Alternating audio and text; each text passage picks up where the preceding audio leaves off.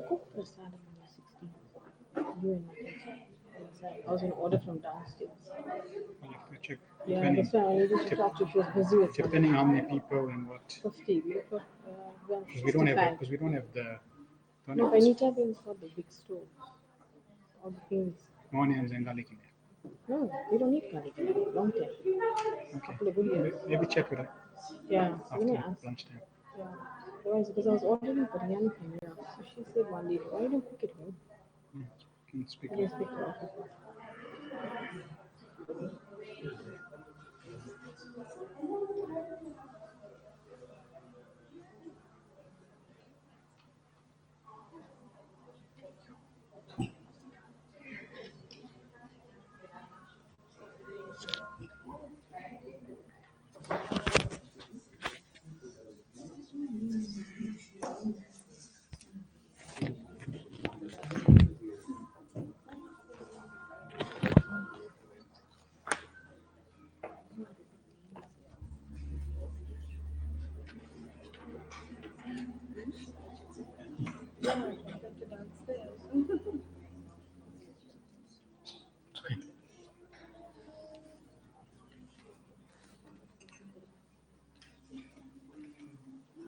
Okay. Hare Krishna, Krishna Krishna, Hare Hare, Hare Rama, Rama Rama, Hare Hare. Right, so now with lesson 2, principles and values. Hope you can read that. That's not in your, don't think that's in your study guide. Yeah, that's not there. Okay, so this is a marriage map. Right, and we're going to start here. Everything is perfect and we're in heaven. Okay, so that's where we are. We're in heaven. We're on cloud 9. Everything is perfect. And we get married. And then generally this is before marriage. Before marriage, it's like we're in heaven. Everything is wonderful. Right? The person, he has such wonderful qualities. Oh, you're so beautiful. You're such a nice person. So before marriage, it's first class. Everything is wonderful. Then you get married. Now, when you get married, what on earth was I thinking? Aliens adopted my spouse and left me with an opponent. That's what you start thinking. This is not the same person I got married to. Something's wrong. This must be an alien. Okay. Anyway, we have to be positive. Everything will be great. Only if you change. So if you change, everything will be okay. Right? And there's no commitment, no skills, separation and divorce. That's generally the trend. But if you continue and you say, okay, we're committed, we want the skills and we want the support, then we start to learn to work as a team. Okay. And together, at last, we make it. Or it could be that everything will be great if you change, and there is commitment, but no skills. So you're committed to stay together and be a team, but there's no skills. You don't learn what you have to learn to sort the issue out. So then there's no skills and miserable ever after. It's like you don't know how to swim, right? So you don't know the skill of swimming. But anyway, you have to be in the pool. So we throw you in the pool. And what's going to do? And let's say you can't drown. You're going to struggle. You're going to suffer. You're going to be suffocating, going go underwater out. And you're going to suffocate. So that's basically what marriage life will be if you don't have the proper skills, commitment, and support. So you have to choose. Do you want it like you're suffocating in water? or you want, you have a nice backstroke and you're experiencing the sunshine and you're sailing, if you have the proper skills and support. So this is the marriage map, and most people get into the relationship without really developing the skills and proper support. Even in our society, in Krishna consciousness, we haven't matured the society enough to give the full support, and all the support systems for all the ashrams, so that they can be healthy ashrams for all. We're still growing. We're still going through many challenges, but we're moving in the right direction. Right? We're moving in the right direction. Just like, for example, with raising Krishna conscious children, that itself is a whole science. It's not like, you make a child and now you try to, raise it in somehow. Give it Krishna, give it a bead bag, give it prasad. No, there's a whole science, there's a whole culture how to raise a Krishna conscious child. And one devotee, he's Bharachandra Prabhu, he's basically for a whole year, he's taking parents through a course, every 2 lessons every week for like 2 hours, just to educate children, educate parents how to raise Krishna conscious children from time they're born till the age of 8. See, like for example, we talked about principles. So Srila Prabhupada said, how do you raise a Krishna conscious child from 0 to 8? It's only through Krishna Krida. Krida means playing the way Krishna played. And Krishna had over 64 different games, categories of games. When Krishna was here 5,000 years ago, he played 64 different categories of games. And in each category, there were different sub-games. And some had rules, some had no rules. And these games cover all facets for the child's development. And when the child comes into this world, what the child wants to do only? Play. Now you tell him, yes, you can play. No problem. How many games you want? Yes, 64 different categories of games. Oh, where did they come from? Krishna. Oh, I love Krishna. I like Krishna. He gave me games. So now when the children are playing games, they're thinking of Krishna. And if they break the rule, one child will say, no, that Krishna didn't do that. That's not the rule Krishna gave. So they're bringing Krishna right in their own lives through playing. Okay, so we have to learn, and that's important. So turn to page 8 in your study guide.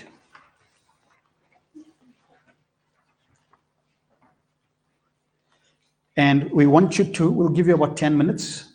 We want you to individually answer those questions, 3 questions on page 8, 1, 2, and 3. Online can also answer in their own notes.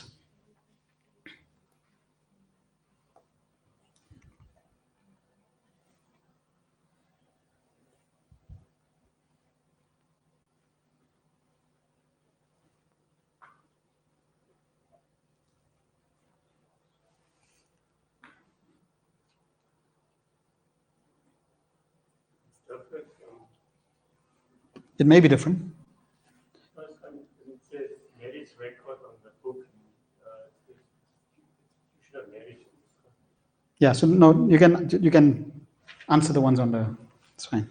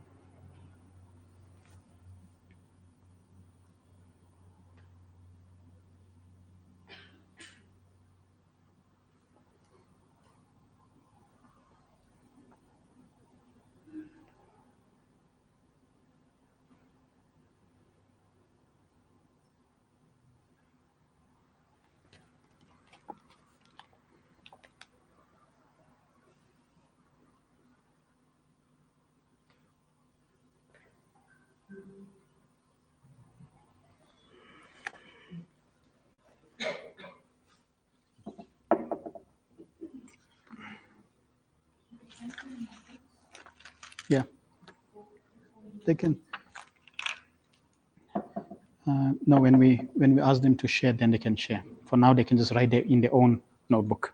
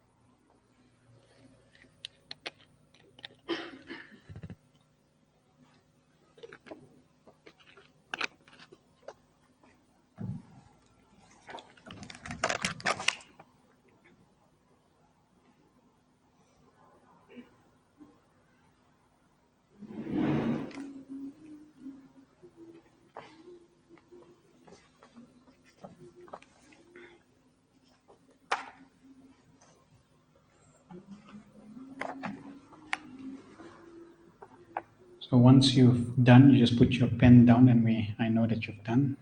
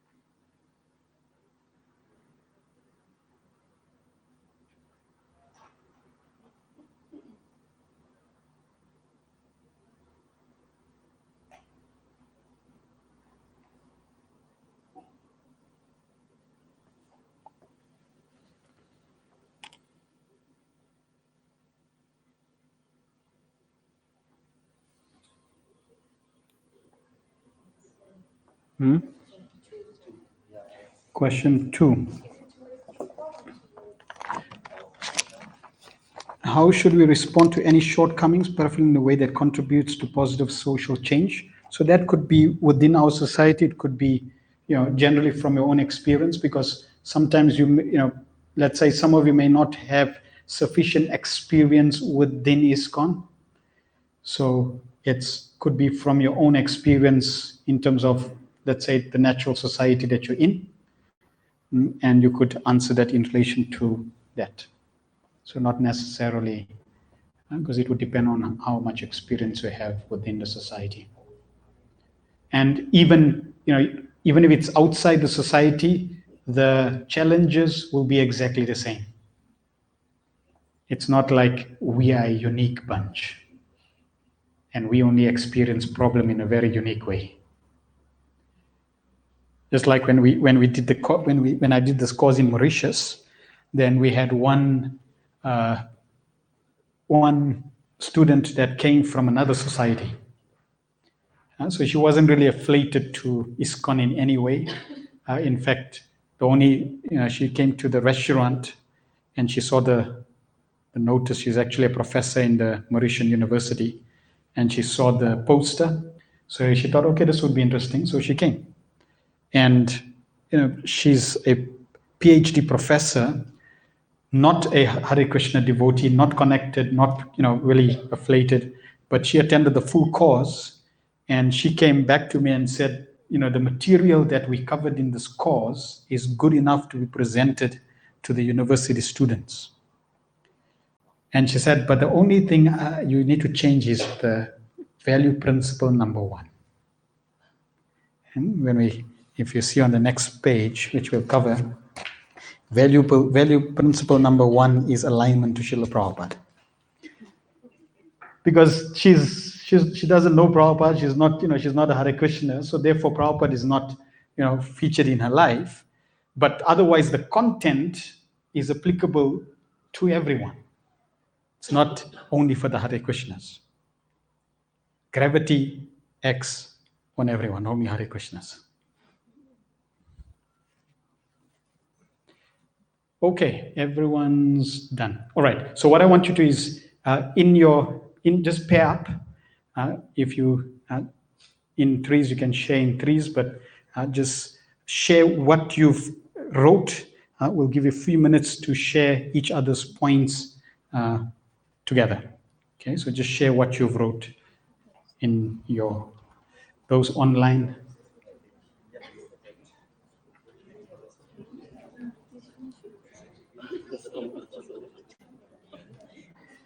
You can share what you've written.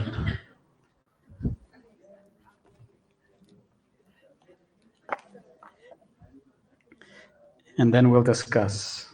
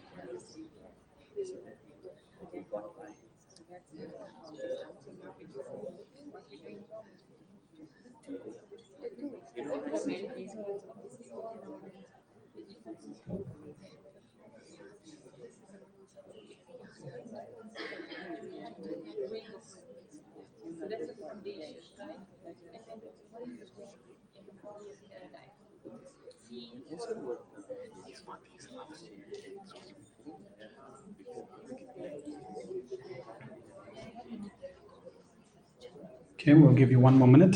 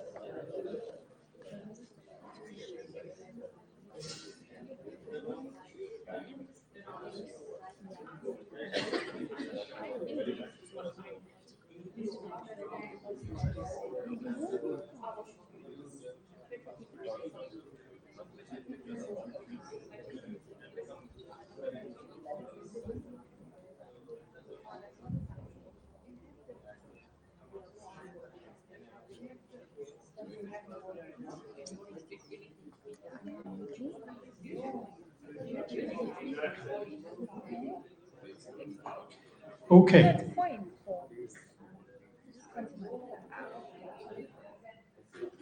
Right. So, in relation to your question number one, what is your experience and understanding of the institution of marriage in ISKCON, and what are our strengths? So, how many problems within ISKCON and outside are underpinned by wrong values, attitudes, and paradigms?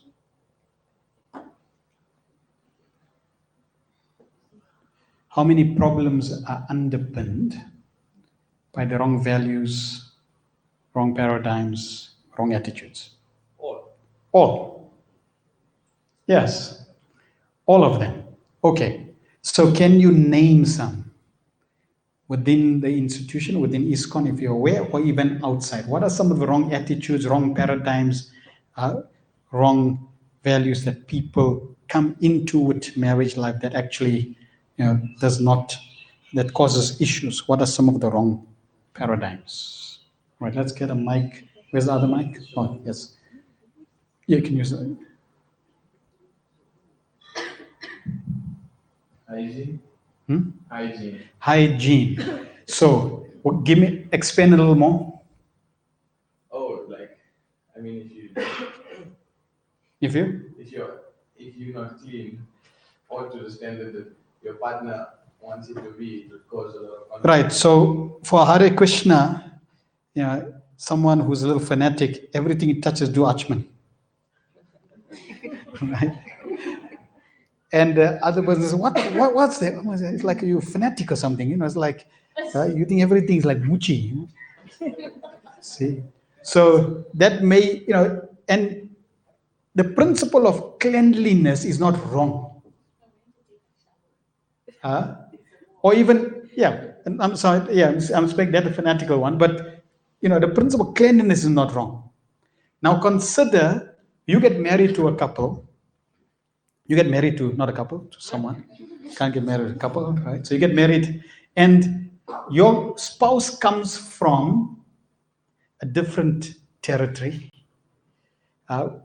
where, they don't have the culture of Krishna consciousness that if you go to the bathroom, you take a shower. Especially if you do number 2, you take a shower. It's not, in some cultures, I remember one devotee joined in the early days. He was telling us, like in France and other places, you bathe once a week. And that's normal. Now, you may be thinking, that's crazy. Okay, what if water becomes so expensive that you can only bathe once a week? In some countries, water is already it's the government property. That means if you're using the river, you're using the lake, they're going to charge you. Right? So if they start charging you, now you can't, now you can take water, water is not too expensive. It's not like you can still manage, take a bath every day. But what if that becomes a scenario? But in a normal situation, if you get married to someone that bathes once a week, it'll be a problem, right? Yeah. Because your value system and their value system is different. So there has to be some negotiation. There need to be some understanding. Okay? Any other paradigms, wrong paradigms that can cause issues? Wrong understanding of marriage life. Yes. Okay, you get, The wife is the servant, so to speak, The wife is a slave.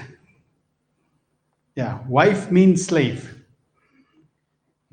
And therefore, I am the master, I got a slave. And she has to slog, she has to slave. Good? Any other paradigms? Yes. I think that's similar, but it's more like a man's job is this and a woman's job is this, because I believe it should be more teamwork. Right, so this is not a man's job and this is not a woman's job. This is your job, this is my job. I don't do that. Okay, like if you get somebody from India and you tell him go work, especially if they come from an Orthodox village and you tell them go work, they'll think where you fell from, right? Because that's not the culture. From the city, no problem. See, so and you may set, specific. This no, I don't do this. This is your job. I'm not doing that. I'm never doing that. So you may, people have specific paradigms of what a role is supposed to be of a husband and wife, and they locked into that. They don't want to accommodate. They're not flexible.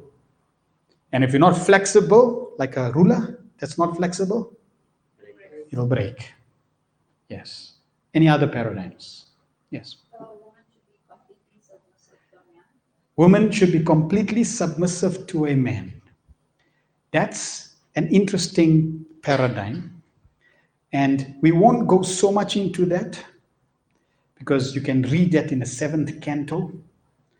Srila Prabhupada, in the 7th canto, 4th chapter, there's so many purports. In fact, 7th canto, 11th canto, few of the cantos. Next week, we'll give you different references from Prabhupada's purports, so you can read on your own. And Prabhupada gives some very interesting statements. So, for example, in relation to that paradigm, women should serve their husband. Is that a valid principle? Is that one of our principles in Krishna consciousness? Yeah, Chaitanya Mahaprabhu says one should offer respects to everybody. Right. So it is a valid principle, right? One should serve not only the husband, but everyone. But if the husband thinks that the wife should only be serving me, he's got it wrong. So it is a correct principle for the wife. In fact, it's described that if the wife simply serves the husband, she will get the benefit of where the husband goes. So let's say the husband, and Prabhupada qualifies. So there's many purports where Prabhupada says in the wife, she should serve the husband immaterial of who he is. And the example is given of one Muni, Chavakya Muni. This Chavakya Muni, he had a little, aggressive character. Chaivana Muni had a little aggressive character. And his wife was extremely chaste. Yes. And she served him nicely. And Prabhupada writes in the purport that because of her chastity, and she did not become aggressive or angry when, that was the husband's attitude. She got the benefit of all his spiritual credits. So that's the principle of chastity for a wife. And Prabhupada says the wife should simply dedicate her life to serving the interests of the devotee husband. Qualification. What husband? Devotee husband. Right? Not an animal. Not something else, but a devotee husband. So if somebody says, no, you the wife, you must just serve me. Okay, no problem. You need to qualify. Are you a devotee of Krishna? If you're a devotee of Krishna, then if you serve a devotee of Krishna, is Krishna pleased? Yes. Right? So both needs to qualify. The devotee needs to qualify and the wife needs to qualify. Not like the husband is not qualified and he just forces the wife to serve, right? Because she's like a serving machine. No, so that's wrong. But in terms of serving, we should be happy to serve each other.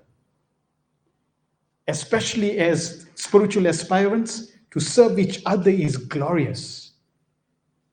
Even because remember, in household life, right, there may be menial services that you have to do for each other.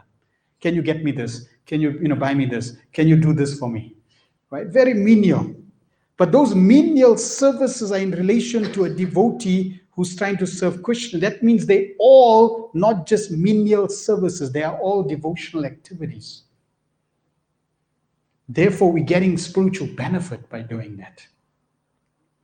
Okay, and therefore we need to also be mindful that we don't become offensive in the relationship. So that can definitely be a faulty paradigm, where somebody just thinks you serve and that's it.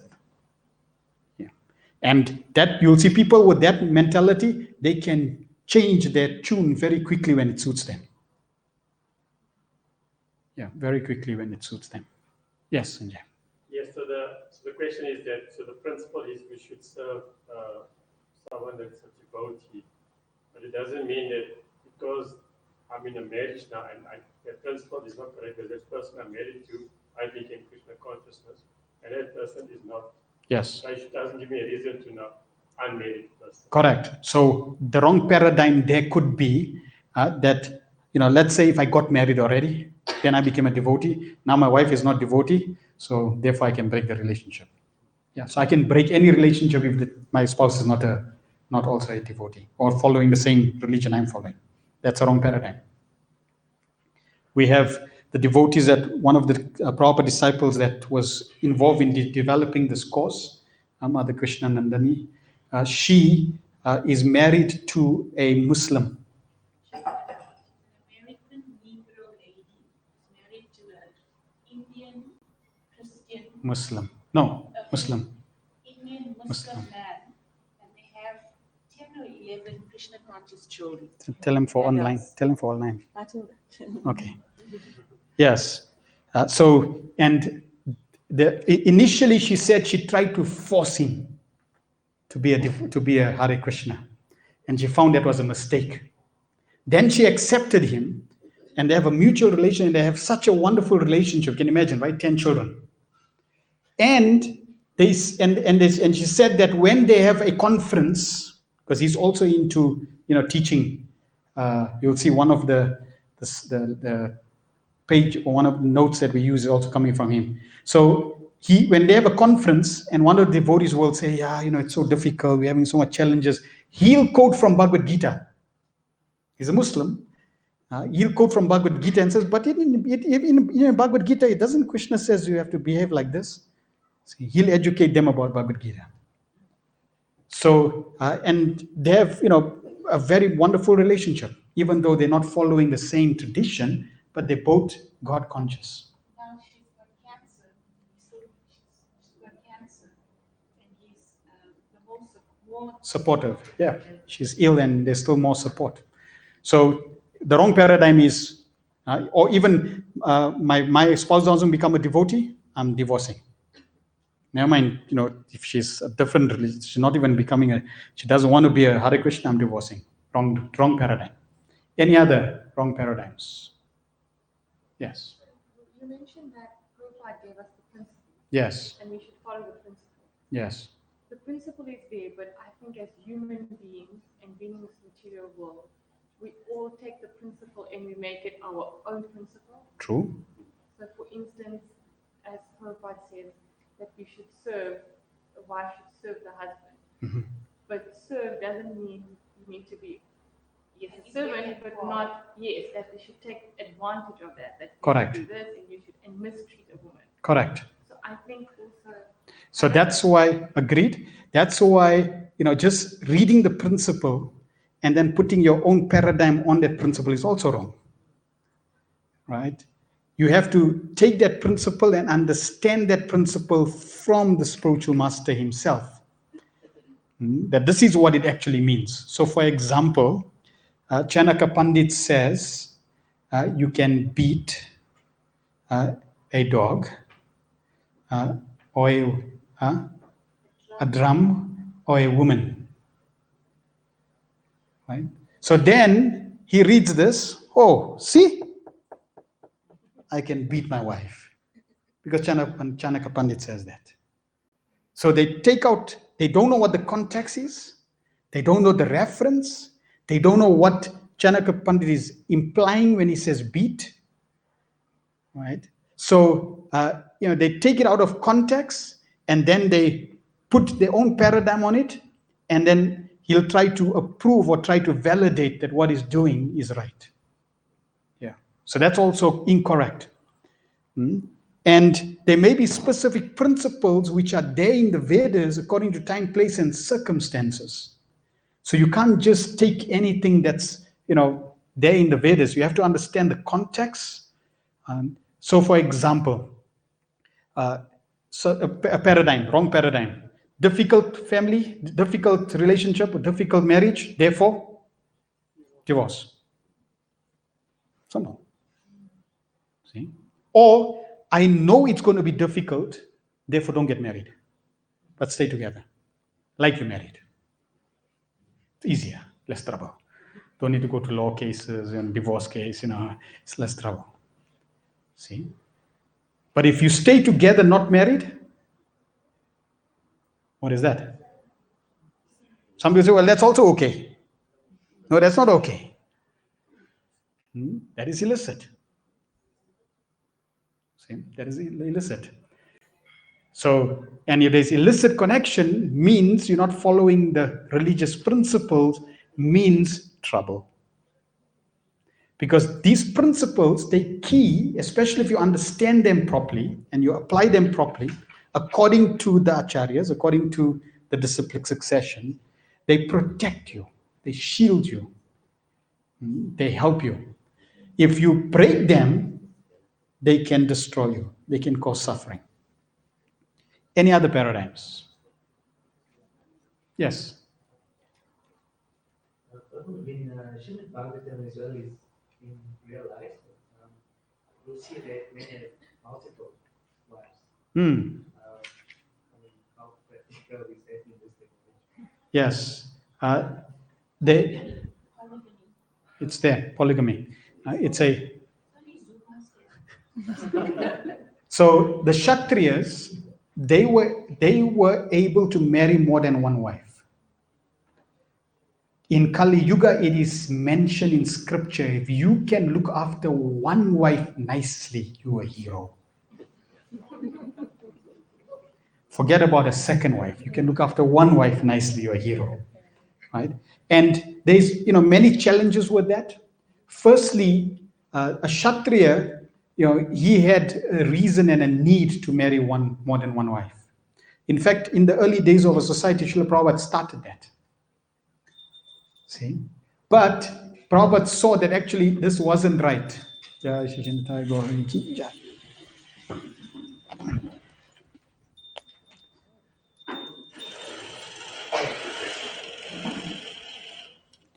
Prabhupada saw that actually,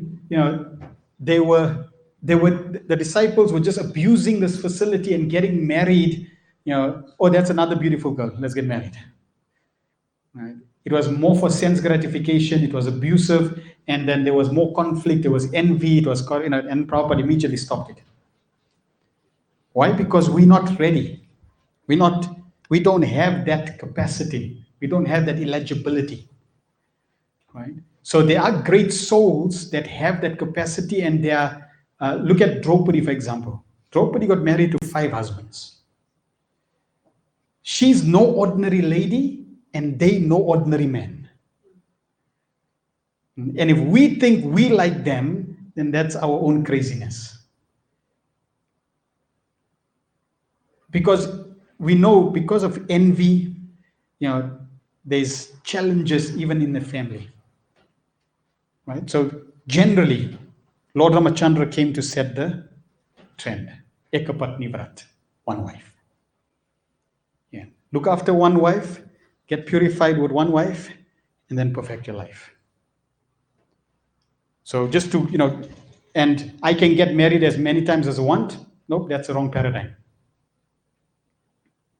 Any other paradigms that are incorrect? Anything online? Wrong paradigms in family, in married life. So I have a question, but I don't think it's relevant now, and it might be covered later. I don't know if I should still ask it. Yeah, then we can park it if it's. Okay, so just on the principle of the wife serving a husband, is there a principle of a husband serving the wife? Yes. That's why everyone's name is either Das or Dasi. Yeah, so we'll cover the principles. It's there. Mutual It's not like benefit service. it's not like that. It's not like it's a gender exclusive thing. Everyone, one cannot become a successful husband or a wife, one can become a successful servant of Krishna and his servants. So if one sees everybody else as parts and parcels of Krishna, why keep it gender restricted? Service is service. And help another soul, help another soul. You can keep that in case you want to. Okay, what about, spouses should not work, or spouses should work. And if you don't work, then I don't get married to you. Or a paradigm, I only get married to someone that gives a large dowry, right? Financial. You look, see who's more wealthy than the other. So your paradigm is, I'll only get married to somebody who's rich, somebody who's wealthy. Otherwise, I'm not interested. So that may be a wrong paradigm.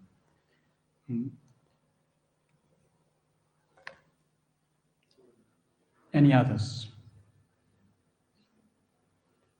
Okay, so we're going to move now on. Are there any inappropriate paradigms about family life in ISKCON, which is similar to the one we discussed? How can we effectively deal with poor paradigms and practices? So how can we address poor paradigms and practices? And if you don't know, let's say, of all the many variety types of paradigms that may be there within a society, that's a blessing. Because that means you haven't been confused and contaminated, right? And then we can just give you the right paradigms, so it makes it easier.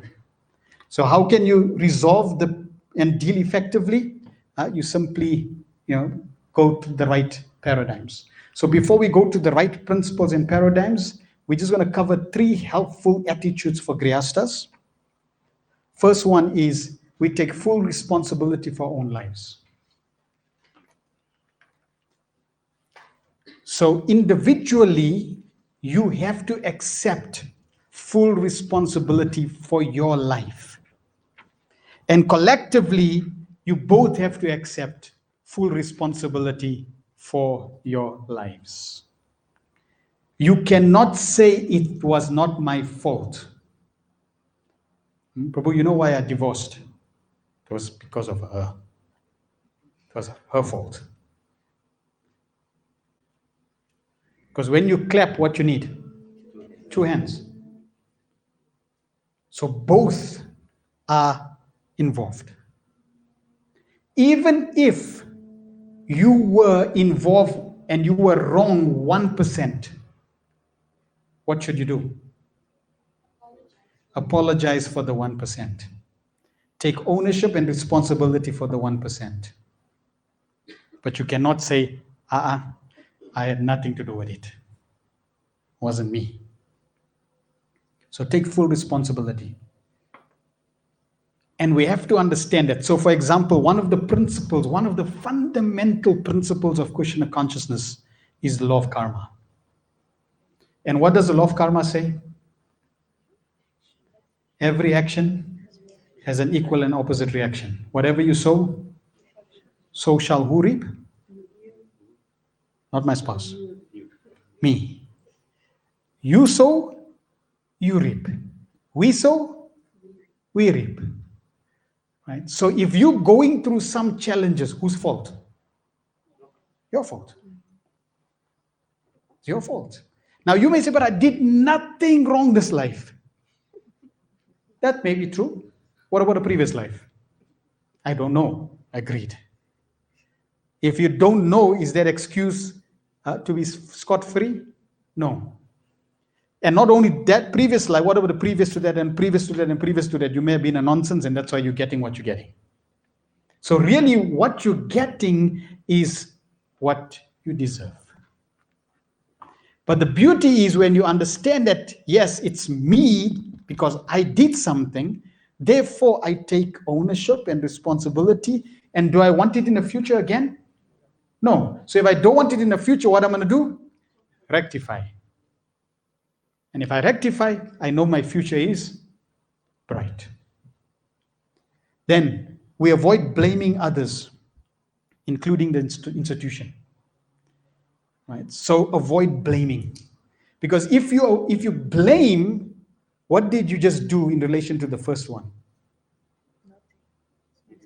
You didn't take responsibility. You just passed the buck. You just passed the responsibility. Therefore, is anything going to change? No.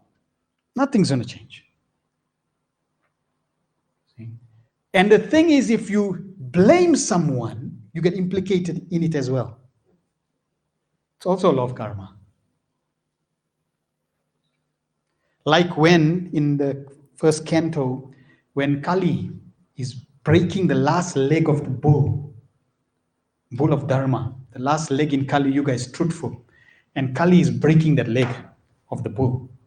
And Maharaj Parikshit comes to that bull and asks the bull, who has done this to you?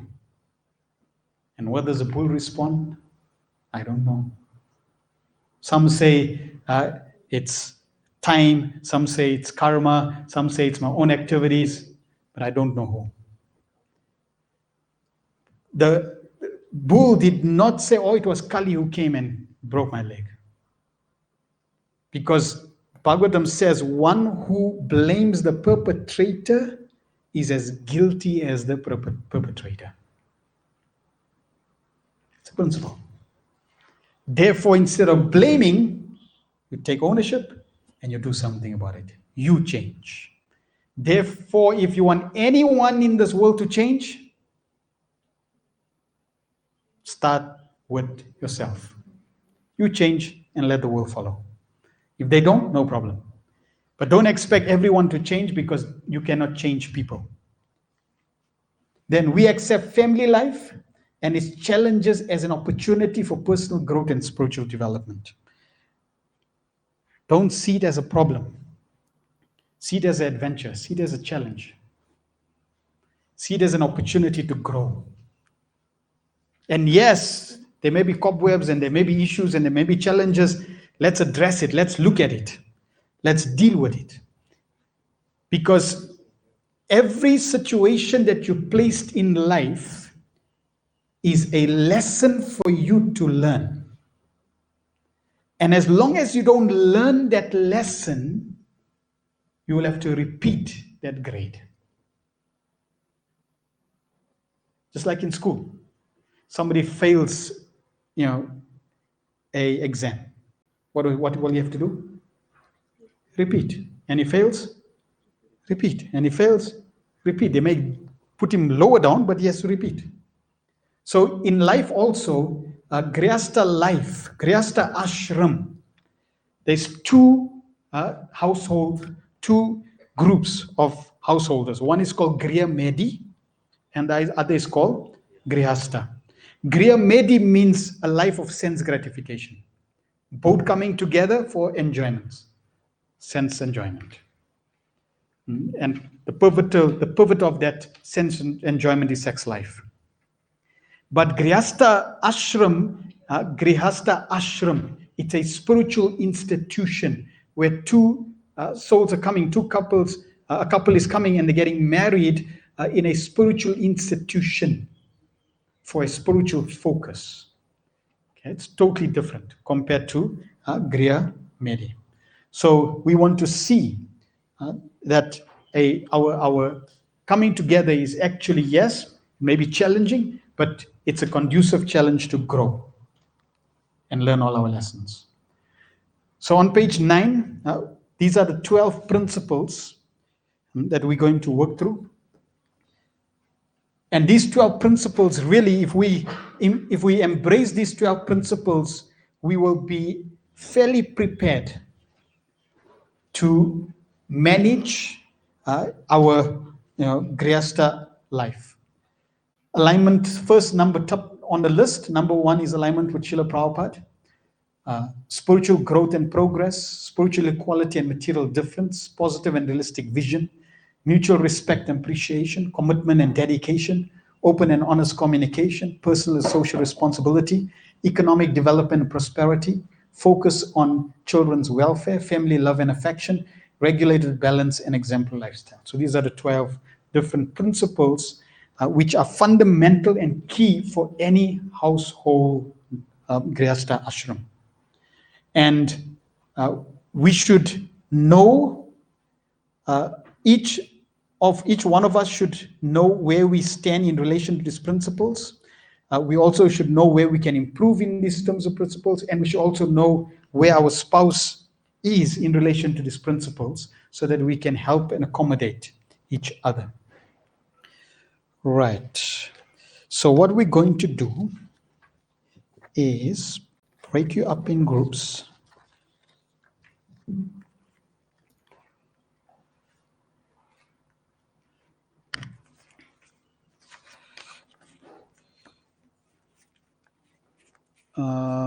Mehul, come. So let's see, 1, 2. Okay, so we're going to break you up in threes. So Sanjay, you can be there with them. And okay, so y'all two can go with them. You don't share this with anyone. Okay, I'll give one each on one table. So this is your specific group, your team. You'll see there's a team number there. Okay, and there's a principal or task principal number that you have. Just wait for everyone to get one of. No, don't give them. They got. Give them. How many you got left there? I think we're going to. Maybe we should get this twin. Okay, so we need to break them up into twos then. Okay, how many couples are here? So maybe a couple can take one, because there's 12. We need to 1, 2, 3, 4, 5, 6, 7, 8. It's only going to be 8. So let's break with another 4 groups with the rest. Okay, so, Who wants to split? Otherwise we won't. The couples are split. Yeah, no. So ideally want to keep the couple. So okay, how many couples here? So okay, so each couple take one each, right? That's number 1. So, all right, so okay, maybe so just give them, all the couples will take one each. And then the rest of you, raise your hands, then we can put you out in.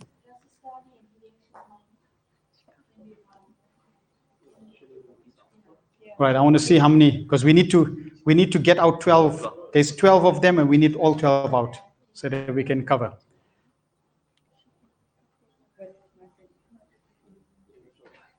Okay, wait. So let's see how many, right, first couples, raise your hands. Only one of the couples raise. Right, 1, 2, 3, 4, 5. Right, so that's 5 out and we got 12. Okay, so now we need balance. 7. We need 7 teams now. So 2. Let's see. 1, 2, 3. You're right. 3, 4, 5,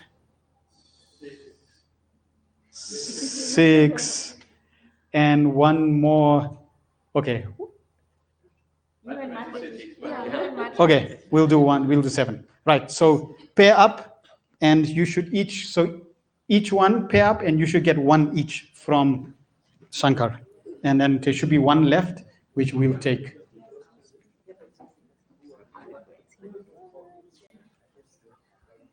There are more devotees coming, right? Yeah, but for now, in terms of the exercise, we'll need to work.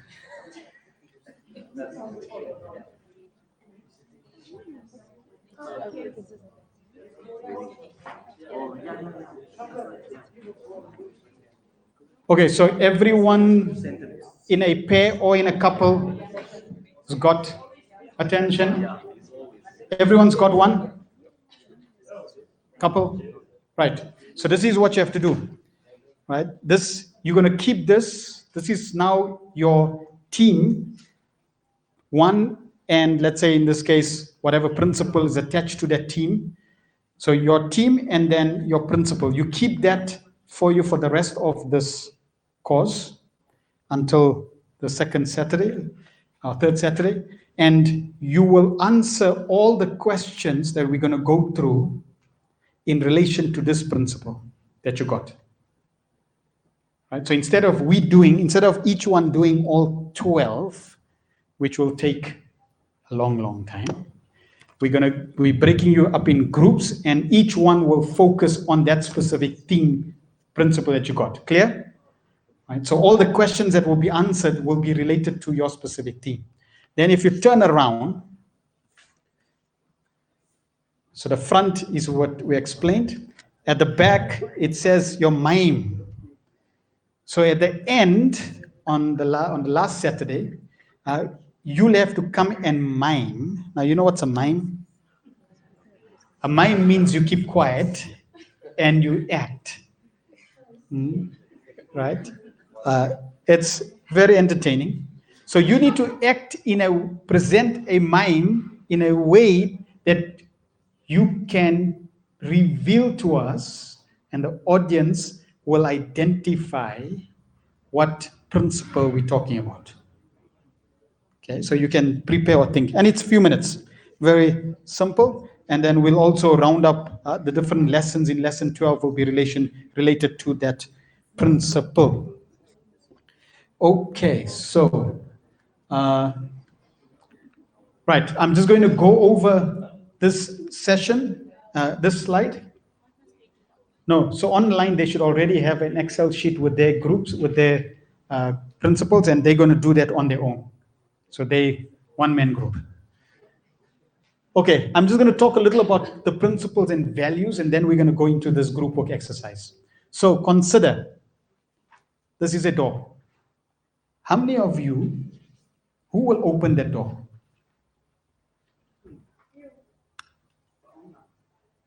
So this is an individual question. Who of you will open that door? So raise your hands if you will open that door. No. So just answer the question. Who will open that door?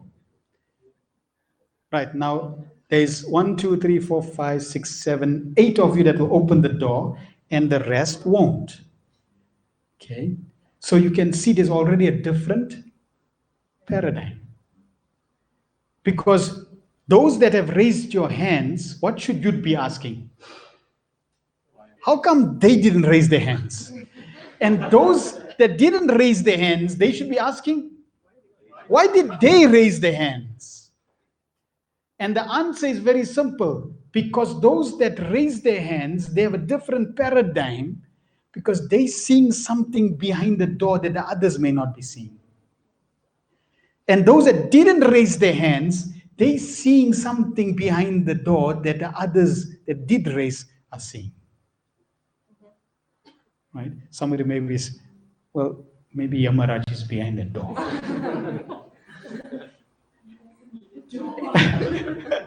Now, if Yamaraj is behind the door, how many of you would like to open the door and invite Yamaraj? Okay, now, right now, watch. We went from like half a dozen to now one person picking up, right? And we want to know from him, Mike, we want to know from him, why would he want to open the door for Yamaraj, right? So let's hear from him why that would be the case.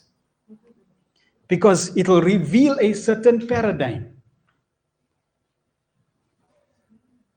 If there's Yamaraj there, then it's my time. And Okay. if he knocks, then I'll just open. Right. Good paradigm, right? Because if Yamaraj is there and I can't escape. Nobody bribed Yamaraj. Nobody said, if Yamaraj comes, you can't say, here's my business card, please call me later. Very busy. I got my exam, got my business, got my wife, I have so many things. Just call. No. If death comes, that's it. Not a second more you're going to get. Right? It's one of the principles we have to live by. We're going to die one day. And it may be today. And scripture says if you want to live a spiritual life, you should die. You should live like you're going to die today. If you want to live a materialistic life, live like you're going to die. You're never going to die. So that's one paradigm. Another paradigm is all open for Yamaraj. And as soon as he comes, I'll serve him prasad. Please take a seat, Yamaraj. Can I get you some prasad? Can I read you Krishna book? Can we discuss Bhagavatam? I got some spiritual questions. Guess what Yamaraj will be doing? He'll be very happy because you're having Krishna Katha. So that's another reason why we can open the door. Okay, great. So clear. Different people will respond differently to every situation because of their paradigm. What's going on here? That's why in every relationship, try to understand what's going on here first. But before you can try to understand what's going on in somebody's head, at least understand what's going in your head.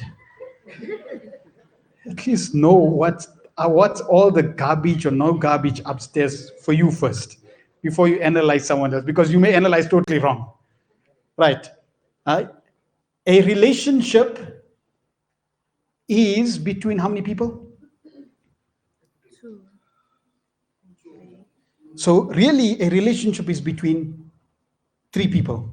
Could say 4, but 3 people. It's between you, your spouse, and Krishna.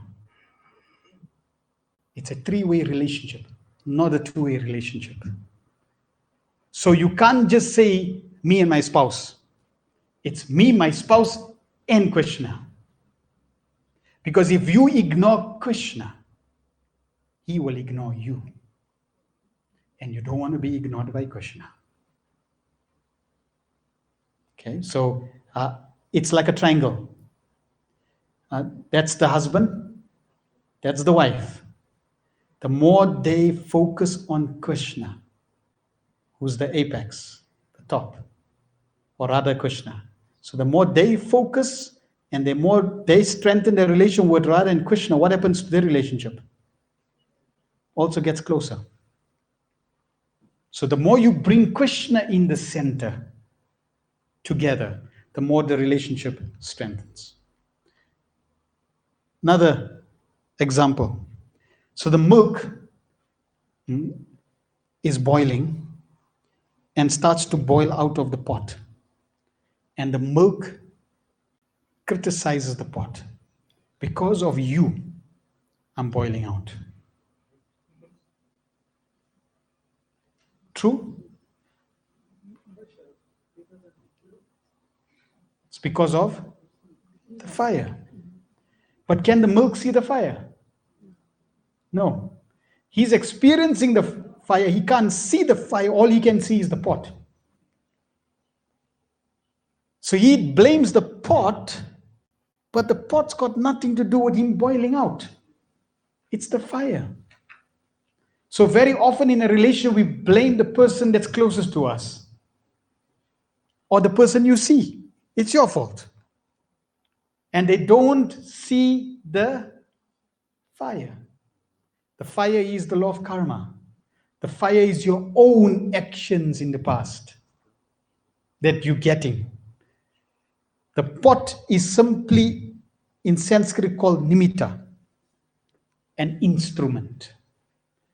So really your husband, your wife, your children, your family, they simply instruments to give you and deliver your own karma. That's all. And because of the wrong paradigm, we only see the people around us, we only see the instruments, and we blame the instruments. Instead of taking ownership and saying, okay, I know why I got this. And in fact, we see Lord Brahma, he glorifies Krishna and he tells Lord Krishna in the 10th canto. And Prabhupada in Nectar of Devotion says this should be the guideline for all devotees. That, oh my Lord, whatever reverses I'm experiencing, I'm experiencing these reverses only due to my past. Thank you so much. I deserve more. But you're just giving me a small reaction, and I will continue serving you with greater and greater vigor and determination. And Prabhupada said if we keep that always in mind, then the kingdom of Godhead is already attained. Okay, so we're going to now turn to worksheet 2.1 on page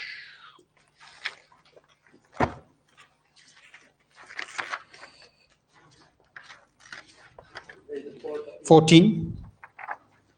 And in your groups, we want you to answer. So each group will now take that one principle that you got. You can write that one principle on page 14 on top. And in relation to that principle, you would answer these questions, 6 questions that are there. And if you want more information, you can read in relation to that principle from page 10, 11, 12 in your books. So you answer that principle, you're basically going to answer those questions, and then you discuss for question number 5. You prioritize your points in question number 5 and select one person that's going to share with us in relation to question number 5. So the mind is a different principle, and then the Yes, mime is completely separate. That will be at the end. Your task is in front page. That's your task. and that's your principle and your group number. So you Correct. go throughout this whole So yes, but your I think it's the same. Correct. So it's your group number and your team and your principal. And your mime number may be totally different. Everyone's clear? Where's our principle on this card? Front. See where it says front? Yes. It says your task and principle is number. And look at, don't worry. And if you look at now which number on, Oh, yes. Okay. got it. So you go here, there's one of them. It'll be, you have to have it between 1 and 12. There's no 13.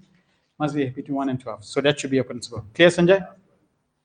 So now you take that principle and you answer all the questions on page number 14. Okay, if you're not sure, I'll be coming around.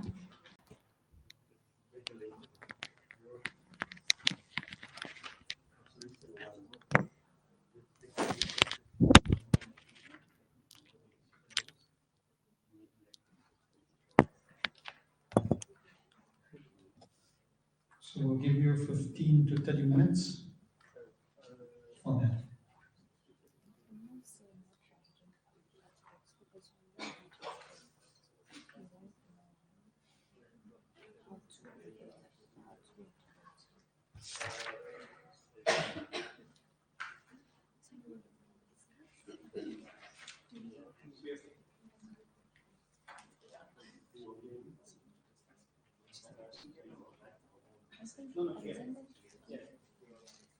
So you don't need to do it individually in your team, in your group. So you could just use one book if you want. You could use both books. You could use the notebook as long as you read anything.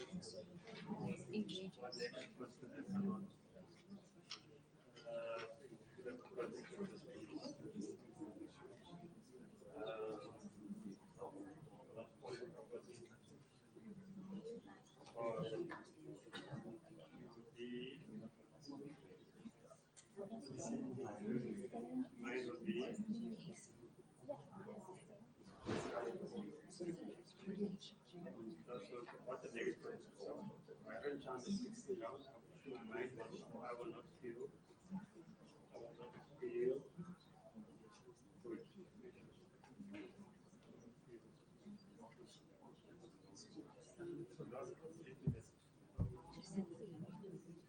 No, you don't try. How will you release it? What are the negative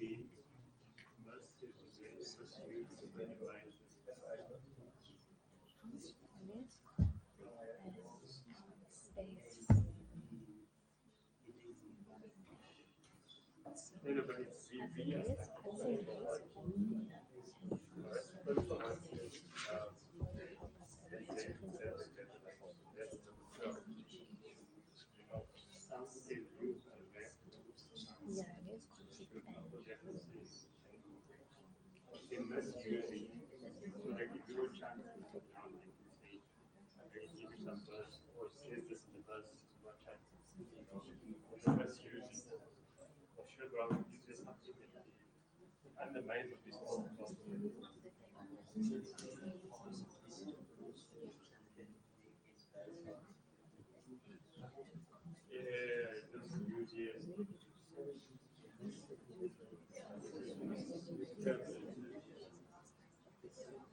or like they say, oh, you have to make it clear. So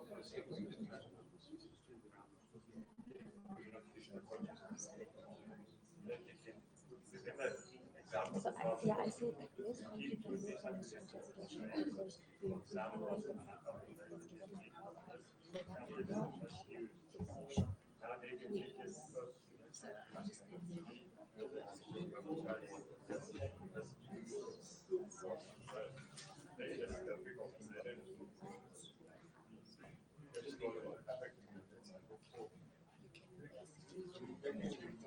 Another tip, you can also turn to page 103.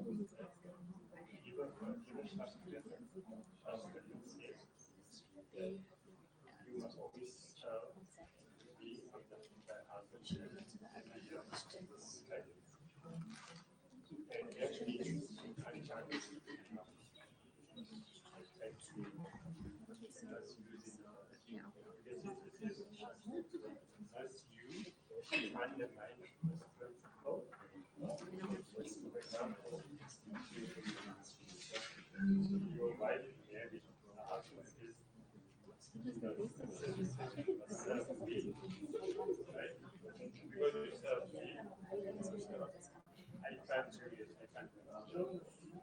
There must be a trust so that you can't just be and it's like, so what is the universe? Maybe second school. Okay, two. What negative consequences have come about such behavior, i.e. as a not crime? So by not having podcasts, because of the not following the I want to marry you. I think yes, now I'm so nervous. So yeah, people make you understand? Yes. So the point is, like they did exactly like that. Even two states that we have, for example, where I think someone use something that right? So say, okay, I don't have that. They just have it. For example, conflict. So we can conflict between the marriage. someone's like onions. What was it? Yes. Is there onions? But it doesn't mean we. Our regulation. They will be living not to understand. But again,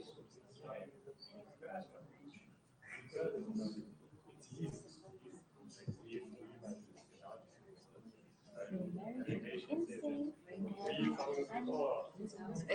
What is the opposite of peace? If you're married with insane, it's a bit of disturbance. yes. But someone says something. Yes, yeah, it's misguided, unlikely. I don't know. Regulation means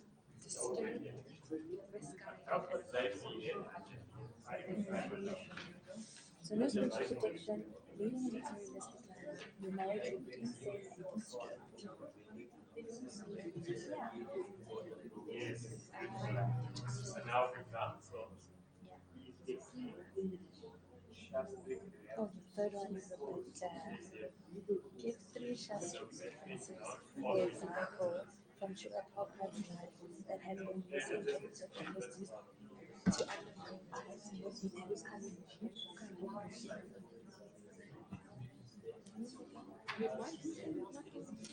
remember that Indian statements say that no one is qualified to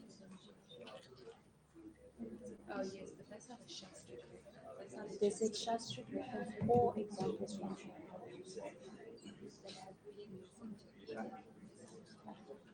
okay, but those it's that exactly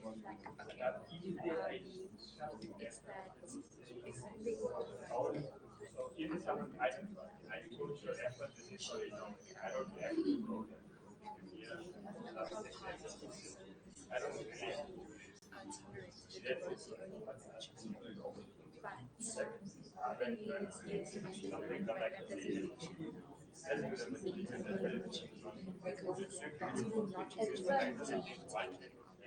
so this is give two or three shastic references or examples of short podcasts that have been misinterpreted or misused to undermine this principle, which is a financial.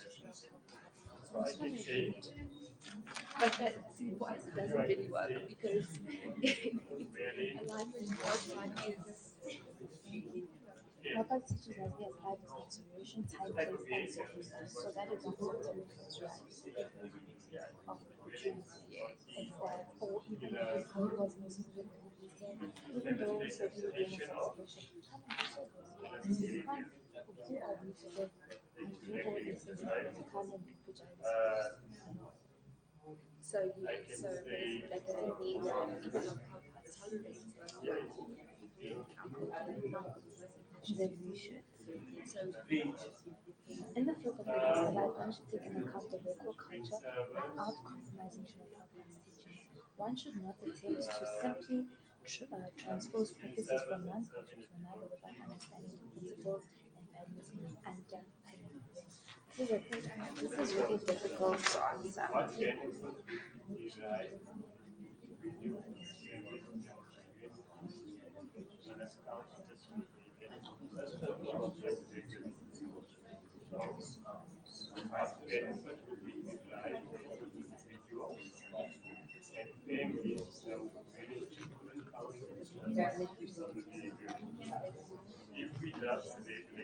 You know what I think about not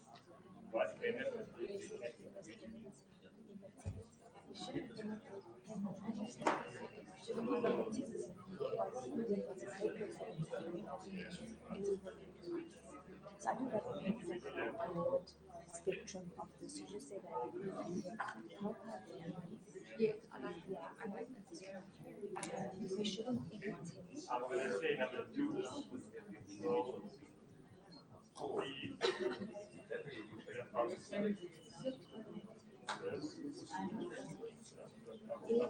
AMI you should what copy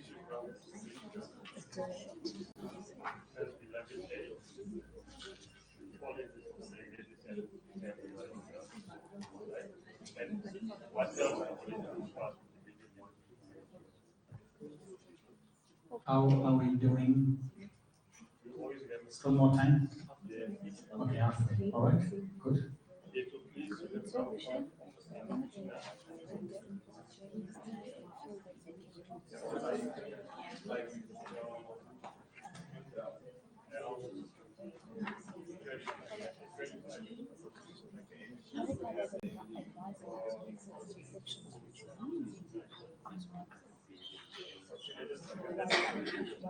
how was this?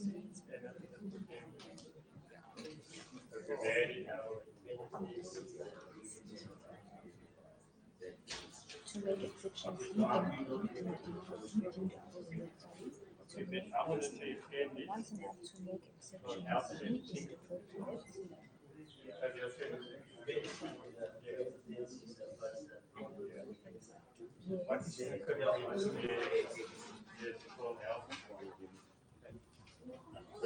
however, he has given us specific principles which he feels are important to us.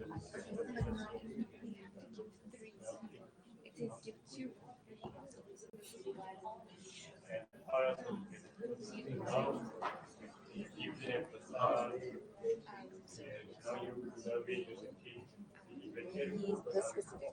to outline is interpreted or that's what I'm saying. This covers everything. Yeah. Because of those things, we feel So by not follow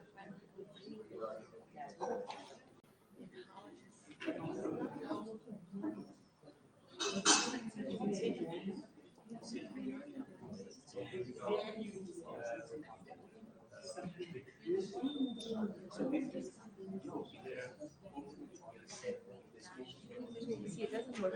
it does, or you can say maybe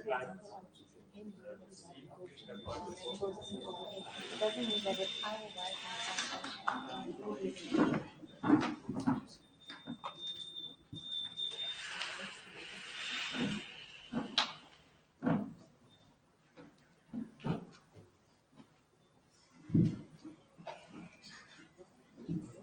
so that you can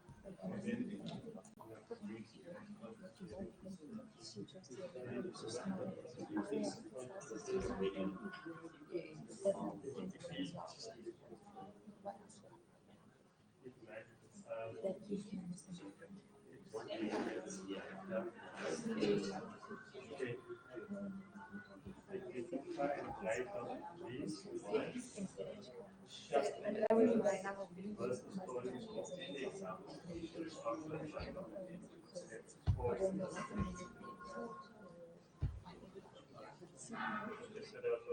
Yeah, but then don't we already say that you should but that's why I said those things that we said covers every Make sure you select somebody that's going to share the top priority point on Okay, so how before you do speak,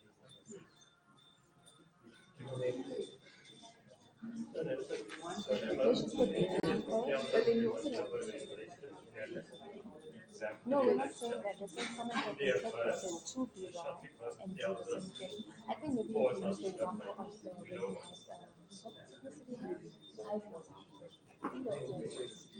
I don't know, just like you use the example when you had girl and his father gave him chickens. No, gave him his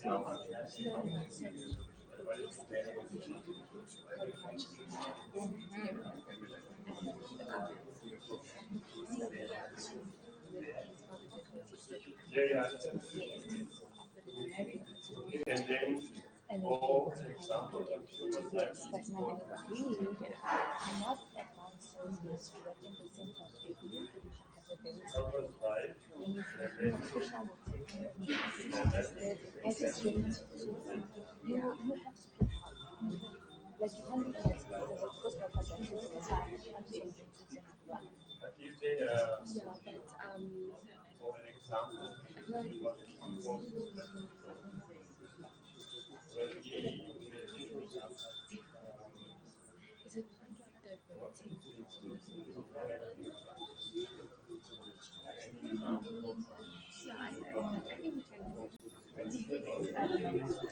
I just I'd have to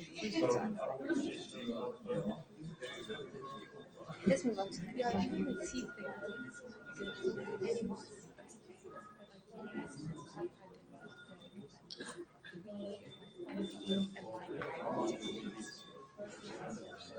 But that's what I'm saying. This covers everything in the set, like not imitating.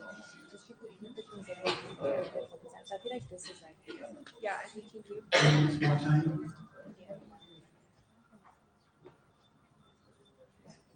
I'm saying it's right now, because obviously it sounds good. Everything or that's not all the regulation. You gotta follow the principle. So like,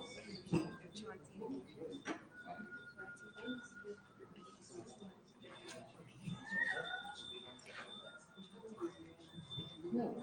And then the last one, identify and write down at least one type, one short represents each verses or story or an example.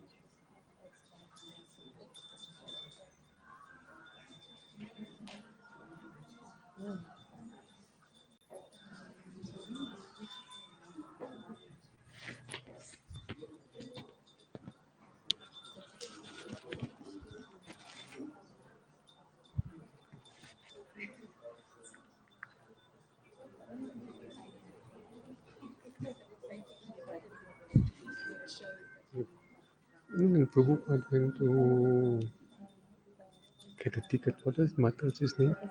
Srimati Morarji. What? Srimati Morarji.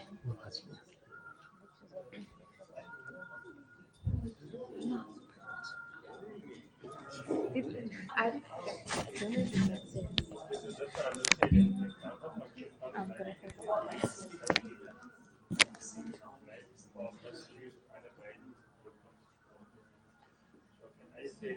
And I want to follow the path and follow like alignment to the he followed his own was so his whole life was centered on following. Yes, he took his exactly. Yeah, so following his goals, he aligned himself to his own. All the way. Because he needs a lot of stuff. Exactly, because he's always doing.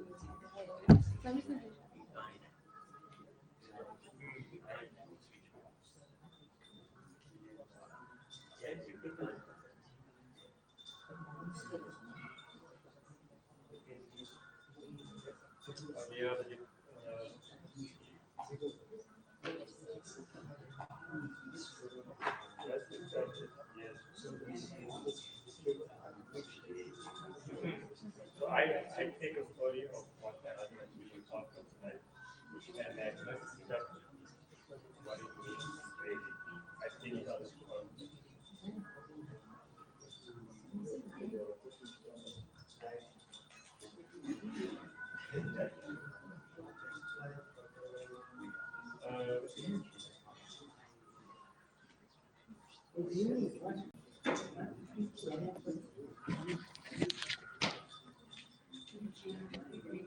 Right. Did all of you answer number 5?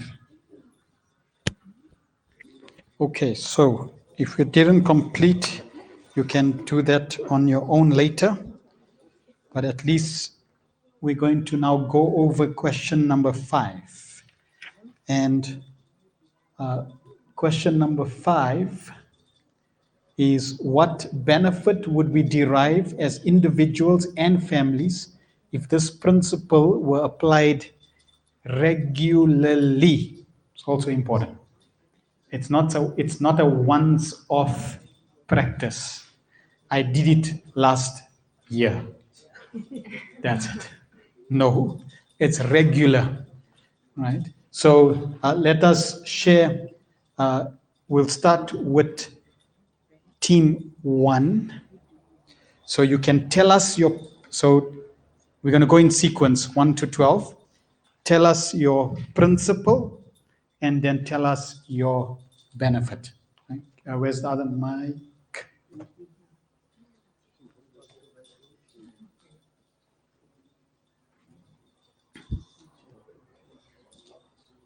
And those online can also share with your principal number and what is the benefit. If we are to follow these principles, what would be the benefit to the individual or the family unit?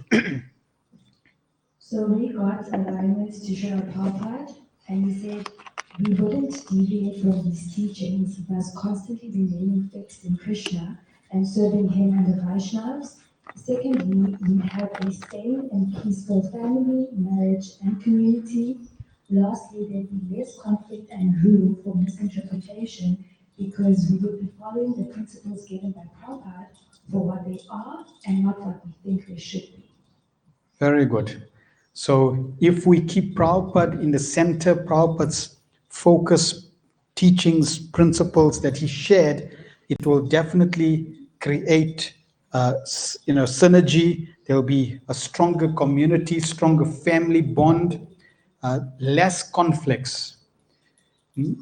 Let me ask, naturally, there are those that may not necessarily be completely affiliated to Srila Prabhupada, but of those that are totally affiliated to Srila Prabhupada, let me ask you a question. How many of you that are completely affiliated to Srila Prabhupada would be happy to please Prabhupada? How many of you that are affiliated to Srila Prabhupada would be happy to please Prabhupada? If you accept Prabhupada, would you be happy to please him? Yes, right? So if you put Prabhupada in the center as a couple, and you're both happy to follow Prabhupada, because remember, everyone's got a hero, whether you like it or not. Whether you're Hare Krishna or not a Hare Krishna, you got a hero, right? Maybe a film hero, right? A Mickey Mouse hero, right? But some hero is there. Okay, so the hero definitely you have. It may be a theistic, it may be atheistic, doesn't matter. Maybe your father, maybe your mother, doesn't matter. You got someone, that's my hero, that's my heroine. You're following someone. So for us, Srila Prabhupada is that person who we follow. Now, I normally give the example. We have 2 people in the kitchen, Sunday feast. One a Gujarati, and another is a Tamil or Hindi speaking. And on the menu is puri, how to make puri.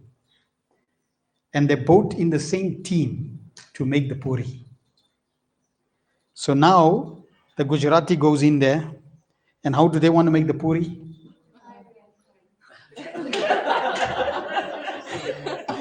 The Gujarati way, right? And the Hindi speaking and goes in there. How do you want to make the puri? Like what coin you call that? Saucer. Like the saucer. So the Gujarati wants to make the 5 ren, and the Tamil wants to make the saucer, the frying saucer, frying pan. Okay. So if they both want to stick to their own way of making puri, what's going to happen? There's going to be conflict. Right? In fact, the challenge may be that there may be no puris because they're fighting. Or if it goes worse, yes, you made a puri, then I'll take the puri, I'll throw it on the floor, I'll do something, I'll cut the puri, I'll mess the puri up. That Prabhupada gave the example like the brothers that were all there serving the father at the time he was leaving this body, and the father needed a massage, so he called all the sons to come and massage, but the sons never spoke to each other, they didn't like each other. So because they all came, the one son took the hand, the father's hand to massage, the other son took the other hand, took the leg, so they're massaging. But because they didn't like each other, they started pulling the body of the father to try to make it inconvenient for the other person to massage nicely. And by doing that, what they really were doing? Causing inconvenience to the father. See? So that's the problem. Now, what would be the best way to resolve this conflict of the puri? Come to a middle ground. Now, what's the middle ground? Medium size. No, even that's not the middle ground. See? Yes. So middle ground, medium size, okay, half a penny, whatever puri, size. No, that's also not proper. So the Gujarati devotee, does she or he wants to please Prabhupada? Yes. Does the Hindi or the Tamil speaking devotee wants to please Prabhupada? Yes. So then the question is, okay, let's align with Srila Prabhupada. Principle number 1. How did Prabhupada want us to make the puri? Right? See? And that maybe it is closer to a saucer side, and no problem, right? Both will be happy to embrace the solution because it pleases Srila Prabhupada. And Prabhupada gave practically, he taught us in every aspect. Prabhupada taught us how to brush our teeth. Prabhupada taught us how to use the bathroom. Prabhupada taught us, the uselessness of toilet roll. Prabhupada taught us how to cook. Prabhupada taught us everything. Yes, Prabhupada taught how to, kurma, how to make the puris. Puris must puff. In fact, there's a pastime where, because of the type of stove that the devotees I think it was in India, and the devotee was making making the lunch. He tried to make the chapatis, and the chapatis never puffed. So, Prabhupada called the cook, the servant, and asked, why isn't the puris or the chapatis puffing? And the servant said, Prabhupada, it's impossible because of the stove. Yeah.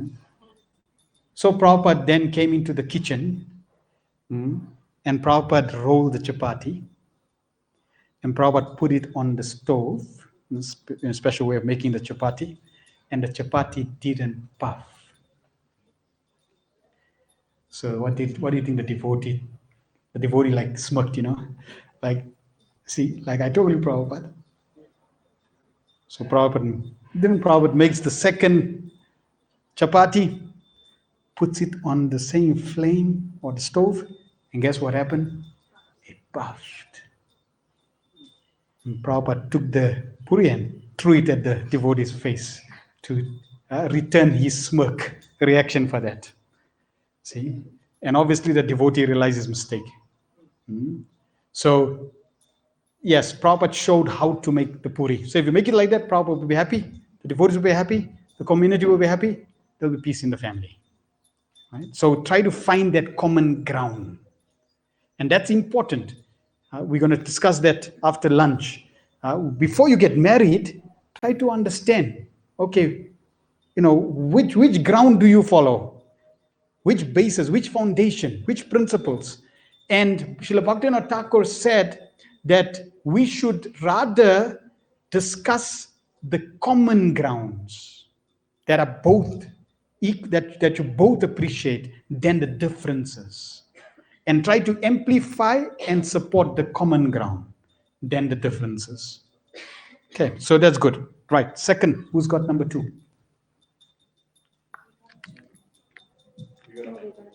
Okay. What's the principle number 2? So principle number 2 is spiritual growth and progress. Right, spiritual growth and progress. If you follow that, what will be the benefit? So you said ultimately it's less conflict in the world, but then broken down, it's being connected, living in happiness, complete within oneself, fulfilled, guided and peaceful, have a sense of belonging, full of energy or positive energy, and then the environment will be taken care of. Right, very nice. So you can see it encompasses spiritual growth and progress, encompasses all facets. And no doubt, if we focus on spiritual growth, if the family is stagnating, right? Like some people say, yeah, Prabhu, what to do? Fire is off. Right? There's no fire anymore. So there's no fire anymore. What you're going to do? You're going to look for fire somewhere else. Right? See? And then get burnt. Yeah. So to keep that flame, to keep that relationship, to keep that healthy relationship burning, or to make sure that relation matures. If that relationship is only based on beauty, oh, I fell in love with her, she was so beautiful. So love at first sight. If it's love at first sight, it will be divorce at first fight. Why? Because it doesn't go deeper than that. And even though she's beautiful, just give her 50 years. Just put 50 years and see what happens. Okay, she still looks beautiful. Put 100 years. Then she'll be all crinkled and wrinkled up. And then you going to still be attracted to that? No. So therefore, that relation needs to mature. And that's growth, spiritual growth and progress. And the more the relation matures, you'll find that you begin to understand each other quicker and better. The success of a relationship is not whether there is no fighting or disagreement. There will be disagreement, but the success of a relationship is how quickly you come to an agreement. How quick you bounce back to an agreement. Okay. The best advice is always follow the wife. So that's also the wrong paradigm. Yes, not the line. Remember we talk about paradigms? No. Okay, we're going to come to mutual respect and appreciation. Which one? Yeah, number 3. Okay, let's come to number 3. We take yours at number 3. Mike? Oh, where's the other mic? Yes, a Romy mic. 5 and 7. Okay, we'll come to that. So keep that in mind. Always listen to the wife because she's right. Okay, so the same, what benefits would we derive as individuals if there was spiritual equality and material differences, that more devotees would want to spontaneously serve with less restrictions or feeling of material differences, which basically enables them to get closer to Krishna. Right. So there'll be inspiration for both parties. If we say that you only listen to the wife because she's always right, is that right? No. Mike? Krishna says in Bhagavad Gita, everybody is made of good and evil. Correct. And that means there may be a situation where the husband is actually correct in a certain circumstance and the wife is incorrect. And there may be a situation where the wife is correct in some situation and the husband is not. Right? It's not that the wife will always be right and the husband will always be right. Nope. Because that would mean that both needs to be pure devotees. Correct. So we're not both pure devotees. Right? And we're learning to strive. Yes, one spouse may be more experienced and know about Srila Prabhupada's instructions than the other. But that does not make you right. I'll repeat that. It may be that one spouse knows more about Srila Prabhupada and is following Prabhupada more than the other. That does not make you right. You need to follow number 5. I respect every individual, including my spouse, if they don't want to follow Srila Prabhupada, if they don't want to be Krishna conscious. I still respect them. Right? How I deal with that situation is a different story, but I have to have mutual respect. And Srijit Mahaprabhu said, respect everyone. Okay, so it's very important. So yes, if one is thinking, because I am right, you follow me, that's not right. Okay, that's not right. It's not the proper attitude. Yeah, not the proper attitude. Okay, it's about understanding, because sometimes people have a different, if you don't understand their perspective or their paradigm, because if you really appreciate their paradigm, let me give an example. So a sannyasi comes into the temple, and I am a second generation youth. You know what's a second generation youth? The Gurukuli. Right? My parents are Prabhupada disciples. They sent me to the Gurukul. And I was taught in the Gurukul. And a sannyasi comes. And I do not offer obeisances to the sannyasi. And my parents, what do they say? You are a rascal. You bow down. Are they correct? Any of you disagree?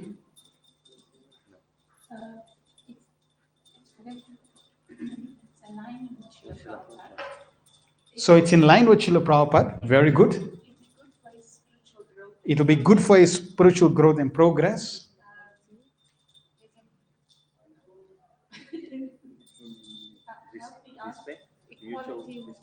There's mutual respect. Now, let me take that mutual respect.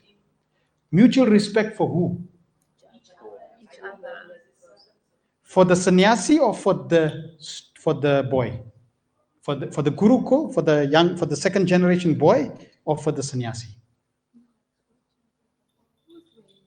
Okay, let me give you a scenario. So this boy he joined the Gurukul and he was abused.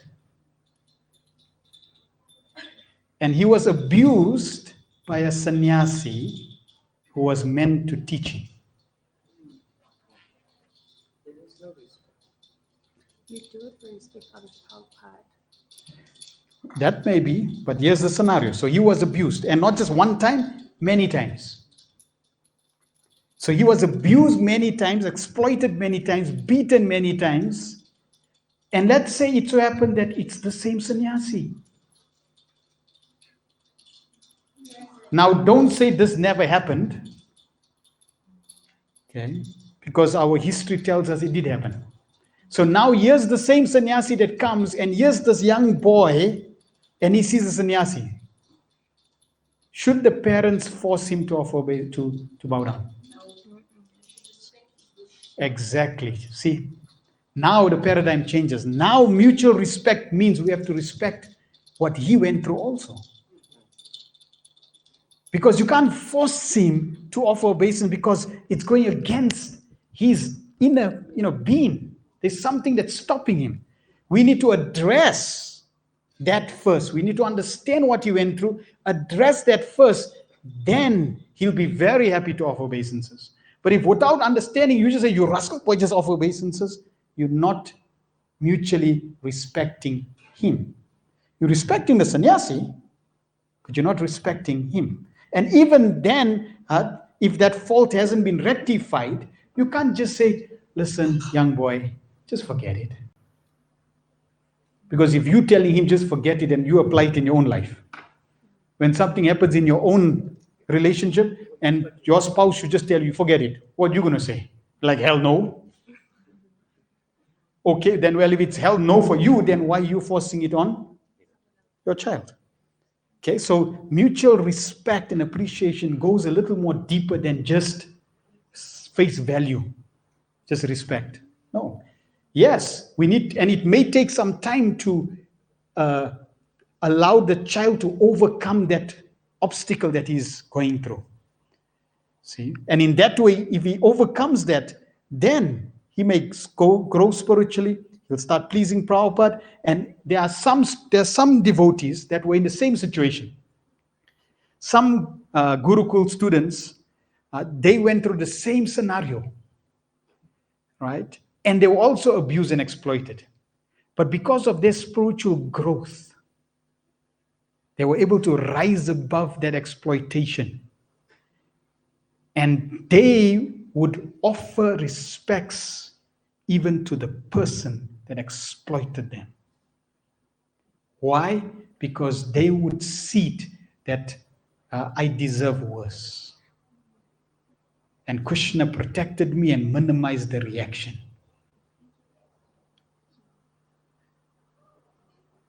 Yes, you can share that example. There was once a saintly king who took shelter under a mango tree, and some of these ministers were feeling hungry. So because the tree was had a lot of fruit on it, then the ministers took some rocks and they were throwing at the mangoes to bring down, throwing at the mangoes for it to fall so that they could have mangoes. However, one of the stones hit the king's eye and he began to bleed profusely and he actually lost vision. So another minister said, "My lord, give us permission to kill this boy because look how badly he has injured you for the greed of a mango." So the king, he said, "Look at this tree. You're throwing the rocks at the tree. He's just a tree and he's a lower being. And you're throwing the rocks at the tree and he's giving you the fruit in return for your nourishment. So am I lower than the tree? I'm meant to be the king. Therefore, I instruct you to give this boy a portion of my kingdom." Yeah. So that means spiritual growth. You're seeing with different sets of eyes, and you're able to transcend what comes just on a material plane. You're able to respond on a totally different level. I'll give you another example that I normally use. In India, people have this way of cleansing their throat. Right?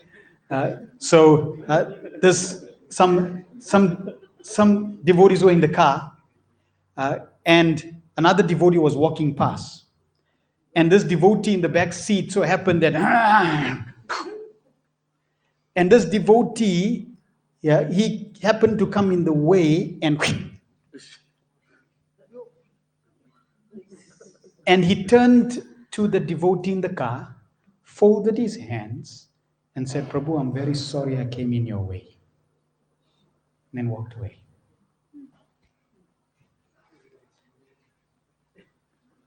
So, can we imitate that? No. But because of his spiritual growth, he could react totally different to that situation. See? But we have to learn from that. So if that situation happens, yeah, you may, hit the devotee, right? Because that's how you respond. But at least later you should contemplate, think, what would be pleasing to Prabhupada? What would be best? So, yes, just to say, I'm right, follow. No, you're not mutually respecting the individual. Understand the individual first, then respond. Don't just respond. Remember that video clip? The person, what did he do? He reacted. He just responded. Wrong response. Therefore, between every response and action, right, there's a pause button. Put the pause button. Think, then respond. Okay. Spiritual growth.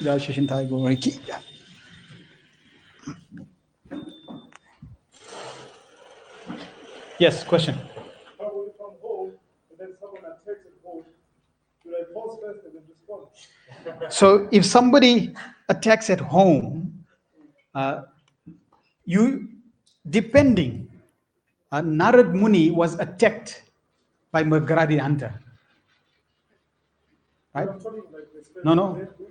So Mograri, I'm giving you an example. Mograri the hunter Mograri attacked Narad Muni. Right? What did Narad Muni tell him? Stop. And what about Mograri the hunter? He stopped. Why? Because Narad Muni had the purity. So if the thief comes in and you tell him stop, if you don't have enough purity, you better do something. See, if you think I'm better than I'm like Narad Muni, I got purity, you'll realize very quickly you don't have the purity. Yeah, better have a plan B, right? So yes, it's not about not doing anything. It's about doing the right thing according to your level of purity, level of capability, level of experience, level of eligibility. How eligible am I to give an appropriate response? Don't take somebody else's response as the response. Take your response and deal with it according to your level. That's why don't measure your Grihastha life with somebody else. Biggest mistake. Measure your Grihastha life with your own life. See, and see your situation and see how to move up from that situation. Because if you measure with somebody else, you will always be frustrated. Because you don't know their baggage, you don't know what they're coming on, you don't know the karma. You have no clue of what piety, sinful activity, or anything that they're coming with. We have our own baggage. So we should understand where I am, and I cannot prematurely, artificially just be somebody else. Yeah, Narad Muni could immediately say stop, and the hunter stopped. And the Bhagavatam says, how come so many people told him stop? Don't do that, stop. And they were killed. See? But Narad Muni had the purity to tell him stop. And that purity was so powerful. Because remember, the words, they're also action. We generally use physical force, right? Stops an enemy. Words are also power. In fact, words, the scripture describes words are more powerful than arrows, than physical force. Because someone with physical force can beat your physical body and you can cause pain, but that can heal. Words can go into your heart and never come out. So we have to be very careful of our choice of words. They're more powerful than physical force. Okay, number 3 we covered. 4, positive and realistic vision. Yeah, so that's positive and realistic vision. We have to be positive and realistic, right? Oh, Narad Muni did that. Cool, I'm going to do that. No, it doesn't work. Right? We have to be positive and realistic. Yes. So we said understanding the difference between endeavoring with intelligence while sincerely depending on Krishna and whimsically or impulsively acting and taking it for granted that Krishna will fulfill your expectation. So basically, also. So what would be the benefit? So there'll be lots less.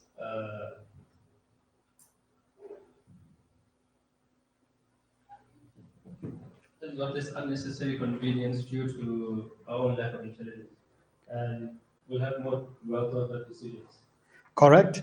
If you have realistic and positive goals, is it easier to achieve realistic and positive goals than unrealistic goals? Yes. And if I'm achieving that realistic goal, what happens? I get confidence. I'm happy. I'm inspired. It is like this worked. Hey, cool. You feel happy. So even a small goal, right, in a relationship, like a simple example, which we'll cover in the future. We talked about, okay, I'll share that example here.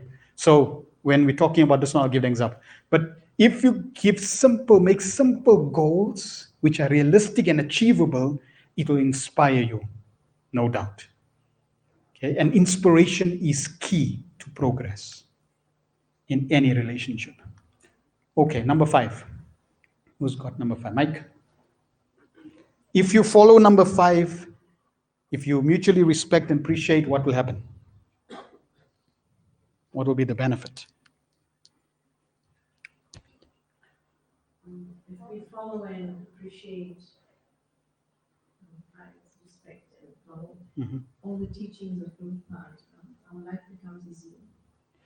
Yes. And remember, not only the teachings, but if I mutually respect each other and appreciate each other in the family, yeah, they will be happy. There will be no problems, right? They will be very happy. So let me give you a simple example in combining these two: positive and realistic vision and mutual respect and appreciation, right? When a child, okay, if you're a parent, and you're definitely a child because you got a parent, right? So if you don't have a child, but at least you were a child and you got parents, when somebody gives you something, what will your parents tell you? Say thank you. Right? That's all parents will tell a child that are growing up. You know, somebody gave you, did you say thank you? Okay. So if you're not appreciating the other spouse for everything they're doing, what should you say? Or what should you be doing? Thanking them and appreciating them. Okay, so now I'm not mutually respecting and appreciating them. Not appreciating enough. Maybe, but maybe not enough. Okay, let me set a realistic and positive goal. Okay, so positive and realistic goal. That means I should say thank you at least once a week. Okay, that is a realistic goal, because can I say thank you, and not obviously not in a parrot fashion, but genuinely mean thank you, which means when they're doing something, thank you for that.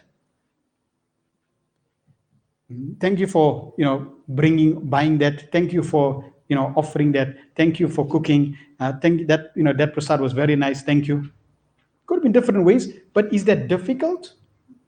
No. So therefore, that's a very simple, positive, realistic goal. If you do that, will the other person feel appreciated? Yes. So that will increase the bond. Now, as the maturity of the couple increases, they will appreciate and thank at every response and every action without even, thinking, I need to say thank you. Because the bond matures. Not like, but you didn't say thank you. See? So, depending again on where the maturity is, you would respond differently at a different stage, a different level. 6, commitment and dedication. If that is followed, if this principle is followed, what will be there? Who's got number 6? Yes, in the mic.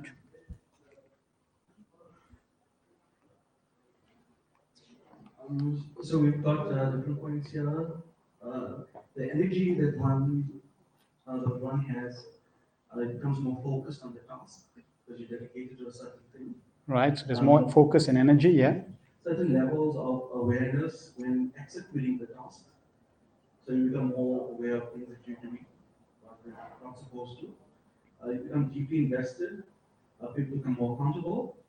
And there's a rejection of unwanted things. The things that are not conducive, that you're not going to do, that are not dedicated, you will reject them. Mm-hmm. And then, as the final point, the repercussions of Sanatan behavior. So, become more sattvic. Become more sattvic. So if there's commitment and dedication, you can follow through, and the couple won't break up because they're dedicated. Right? When the Christians get married, right? They say, it ends off with till death do us part, but they also say during happiness and distress, sickness, all the different situations, up and down, they will continue till death do us part. That's commitment and dedication. Come what may. Right? Nobody takes a gun, so you better marry me. Nope. Right? Nobody takes a gun and get married. You on your own decided to get married. So if you on your own decide to get married, then you should be committed and be dedicated. So both should be committed and dedicated. Now, before you get married, ask the person, how long you want this agreement for?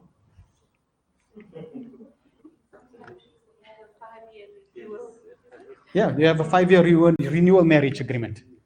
See? So you ask the person. If the person says, nah, 1 year, 2 year, then find somebody else.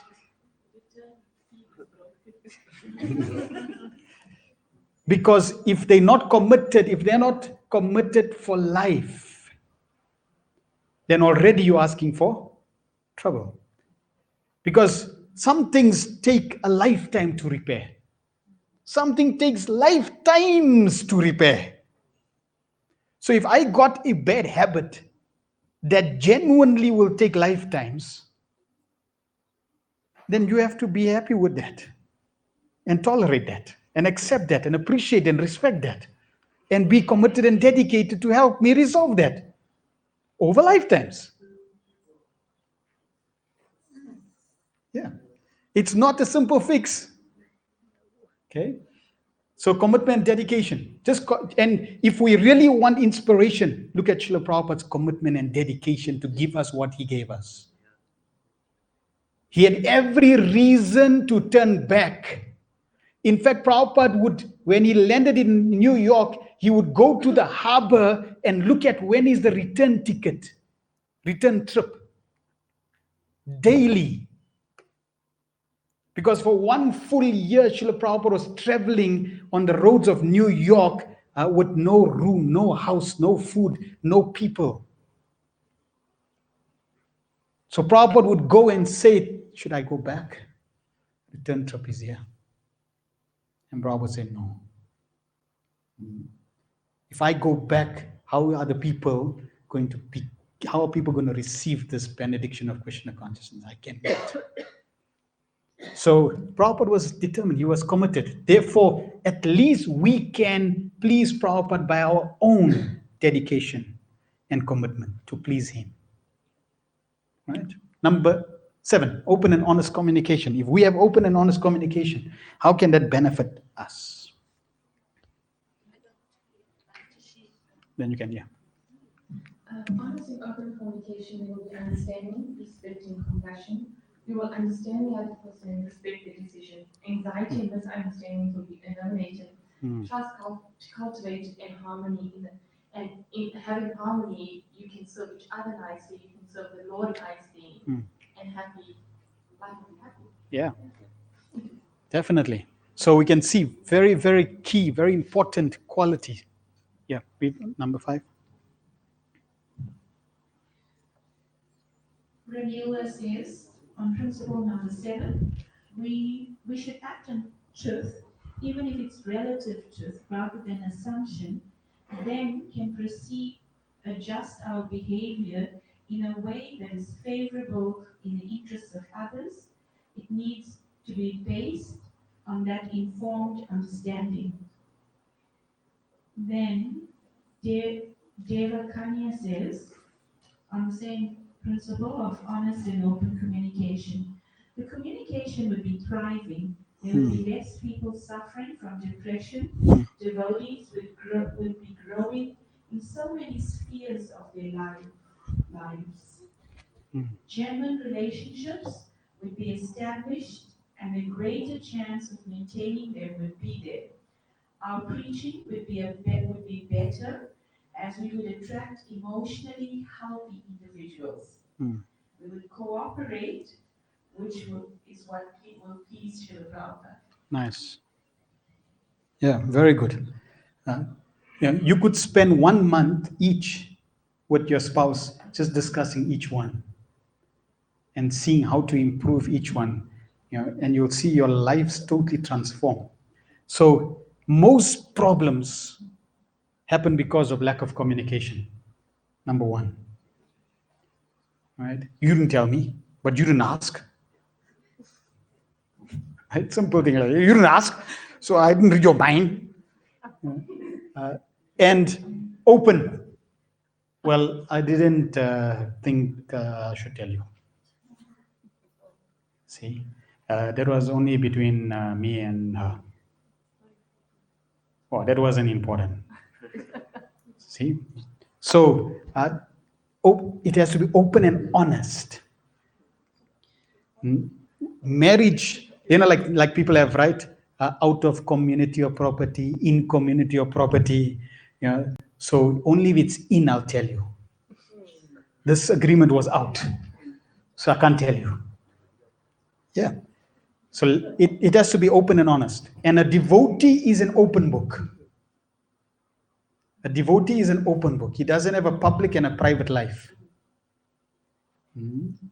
See, so it's not like you have some doing something and it's closed. No, it has to be open and honest. And honesty is the best policy.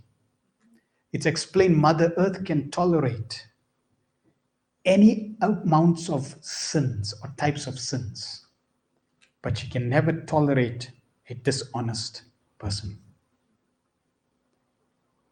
8, personal and social responsibility. Who's got that? Mike, behind. So we looked at the principle of personal and social responsibility, and you said when we being social, it's our duty to follow what Srila Prabhupada has given us. And he had sacrificed his whole life to write his books, and then he died and he said, please read my books, please distribute my books. So we're saying that as our responsibility to follow socially Srila Prabhupada, we need to go daily to distribute this knowledge. And we found that if we're keeping this to ourselves, we're not going to personally grow. And but by distributing, we changing ourselves within, creating this transformation within ourselves, and then with the family, and then publicly we're also doing that because we're transforming and changing the world. Okay, good. So that's more from a Krishna conscious perspective. Personal responsibility. So that means in every situation, I'm taking personal accountability, personal responsibility. I'm taking ownership so I can respond as an individual, personal capacity. Also, social responsibility. I am responsible for the society, for the social activities that are around there. So, for example, it's not just me and my family. One example in the scriptures explain householders, they're also responsible for others' welfare. Therefore, before you take lunch, you need to go out and say, anyone hungry? Please come take. Right? So you also have to feed other people. It's part of the social responsibility of a grihasta. Right? To help to feed, like food for life, giving prasad, sharing prasad is a very key responsible activity. 9, economic development prosperity. If we follow that, what did I say in 8? Rishikesh Prabhu says, principle number 8, personal and social responsibility. Answer: benefits are greater sense of community, greater preaching programs, greater quantity and quality of relationships between each other. Taking personal and social responsibilities makes Krishna consciousness practical and not some esoteric abstract concept. Nice. Yes. And the Grihastha ashram is socially responsible for all the other ashrams. They are socially responsible for the brahmacharis. They are socially responsible for the other grihasthas. There's a social responsible for the vanaprasthas and the sannyas. Okay, so very, very important. Okay, number 9, economic development. Who's got that one? You had 2? Yeah, you had 2. Okay, that's fine. You can give us. Economic development and prosperity. The luxury that we get, if you use it more in Krishna consciousness, like for example, selling Prabhupada's books, and we use it for temple purposes, and it will help everybody, and we give for prasad and all that. Yes. So the people prosper, increase Krishna consciousness, and then more people will be benefited from the prasad that they eat. True. Definitely. Yes. And we can even take that personally in family life. Do householders need money? Yes. It's like you're still thinking, do I need money? Yes. Of course you need, because it's expensive, right? You need to buy a house, griha. You need a place. You need space. Because just that space is not good enough. You need space. Okay. And some people need more space than others. But space is required. I need garden. I need food. I need a car. I need clothes. Children grow like very fast. Right? And I buy one set of clothes, next set of clothes, medical expense. So money is required. So economic development and prosperity is there. It's key. Okay. Now, if you don't have the proper principles, if you don't understand this properly, you don't, no, Prabhu, we just have to depend on Krishna. Krishna will provide. No, Krishna is not your provider. Krishna is not your slave. God helps those who helps themselves. You need to put the effort and depend on Krishna. Not, be a parasite. That Krishna will provide. It's like some people, Prabhu, I'm looking for a job. It's been 6 months, I'm looking for a job. Did you put your CV out? No. Okay, so you're looking for a job with no CV. How are they going to know that you need a job? See, that is not following economic development prosperity. Or another one, Prabhu, you know what? I don't think I'll ever get a job. Guess what? You're right. You won't get a job. You know why? Because you just said you're not going to get a job. If you say yes, you're correct. And if you say no, you're correct. Because you will attract what you think of. So we will cover a whole section on that. Prosperity.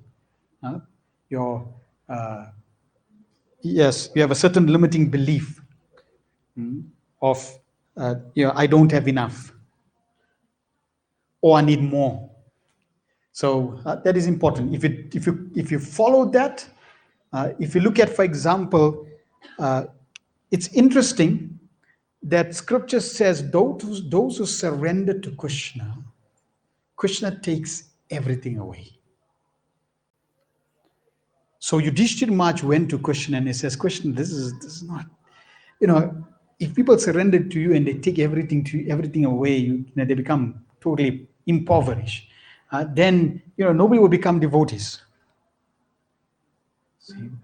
So then Yudhishthira Maharaj said, you give me everything, And I'll use everything Krishna's service and show people that by surrendering to Krishna and having the proper attitude, Krishna can give you unlimited wealth.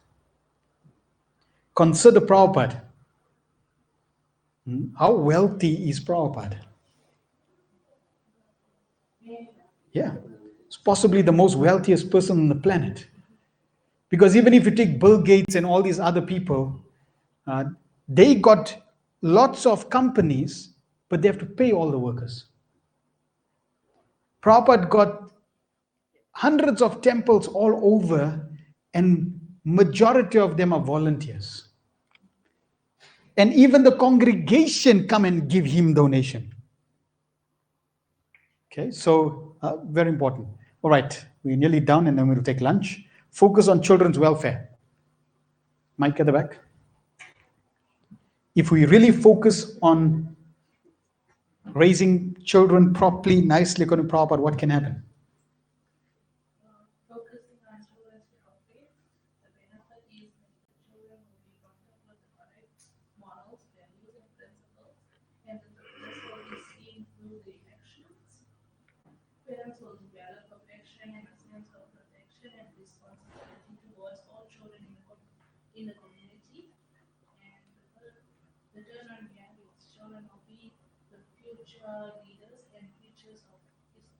Yes, so very important. Prabhupada really was very concerned about how to raise Krishna conscious children. Yeah, very Prabhupada. When children would be present, Prabhupada was very happy, and he would always reciprocate with them, give them a sweet, give them biscuits. Prabhupada is very appreciative of raising Krishna conscious children. Very important service. Family love and affection. 11.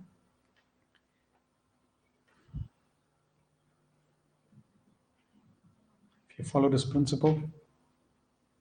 Okay, the benefits we derive from family love and affection. One of them was we bring up good children who in turn become good social figures. Yes.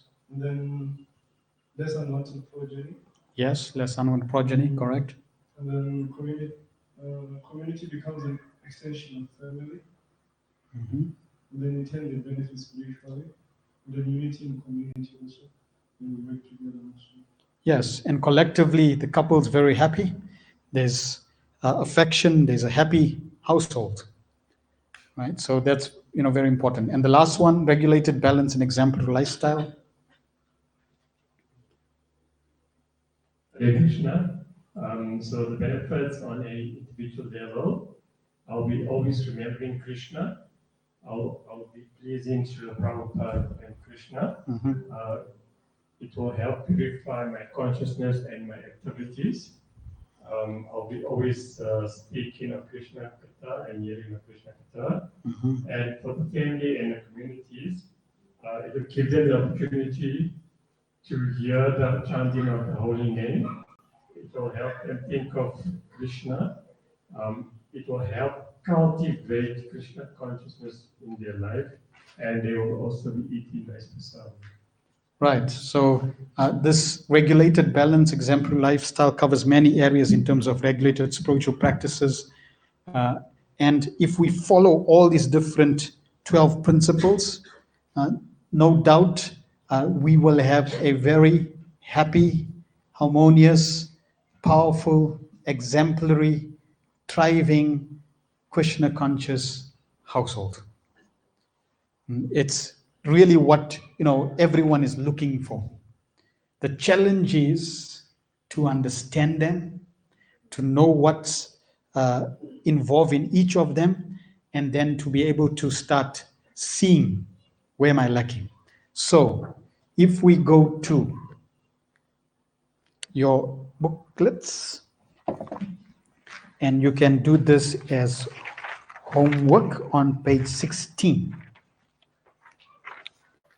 So on page 16 as your homework for this lesson, you can identify the 12 from the 12 principles, which one you feel is most important for you to improve, and then below that you can describe some practical steps for each one.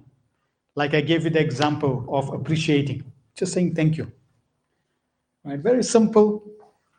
And we will refine your action points later on, but at least, some practical steps, what I can do. And we may look at these action steps again later when we do the specific lessons, because we'll cover specific lessons that are focused on each of these different 12 principles. You may get a little more clarity, and then you may want to, refine them. But at least initially you can list them and say, okay, these ones I need to really work on, and we'll work on the action plan. All right. Any questions or comments before we end for Prasadam? So remember, we cannot do justice to these 12. We can go into each one. I mean, we're going to cover some of them, but really to exhaustively go through each one, it's impossible. But if we mutually agree that yes, let's make these the principles of our Grihastha life, and then let's see how we can mutually work on these different ones and try to strengthen them. And automatically you'll see that the relationship becomes more healthy and peaceful. Yeah. Okay. Any questions or comments? Online, offline? Right. So you got in your pack, you got a coupon. You should have a Govinda's coupon there. So that Govinda's coupon is your pass for Prasadam. You can take it down to Gaya Raj Prabhu, Mother Meera, and then we'll take you down, and you can honor some prasad. How long you want for Prasadam? 45 minutes, 1 hour? Online prasad, please go into your kitchen and make some prasadam for the pleasure of Srila Prabhupada and have to your heart's content. Okay, 45 minutes, 1 hour? 45 minutes? 45 minutes? Okay, 1 hour? 1 hour, 45 minutes. Okay, so we'll compromise. We'll give you, that's 45, 50 minutes. Right, so Sanjay, did you correct the time? Yes. Okay, so that means just after 20 past, we can, so 20 past be here. So that just after 20 past, we seated. All right, Srila Prabhupada ki jai.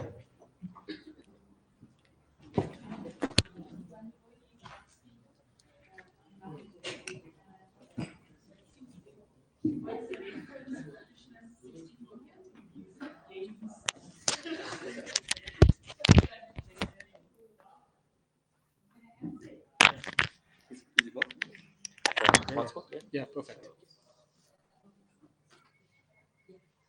Thank you for coming to the rescue. No. A little bit of service. Nice.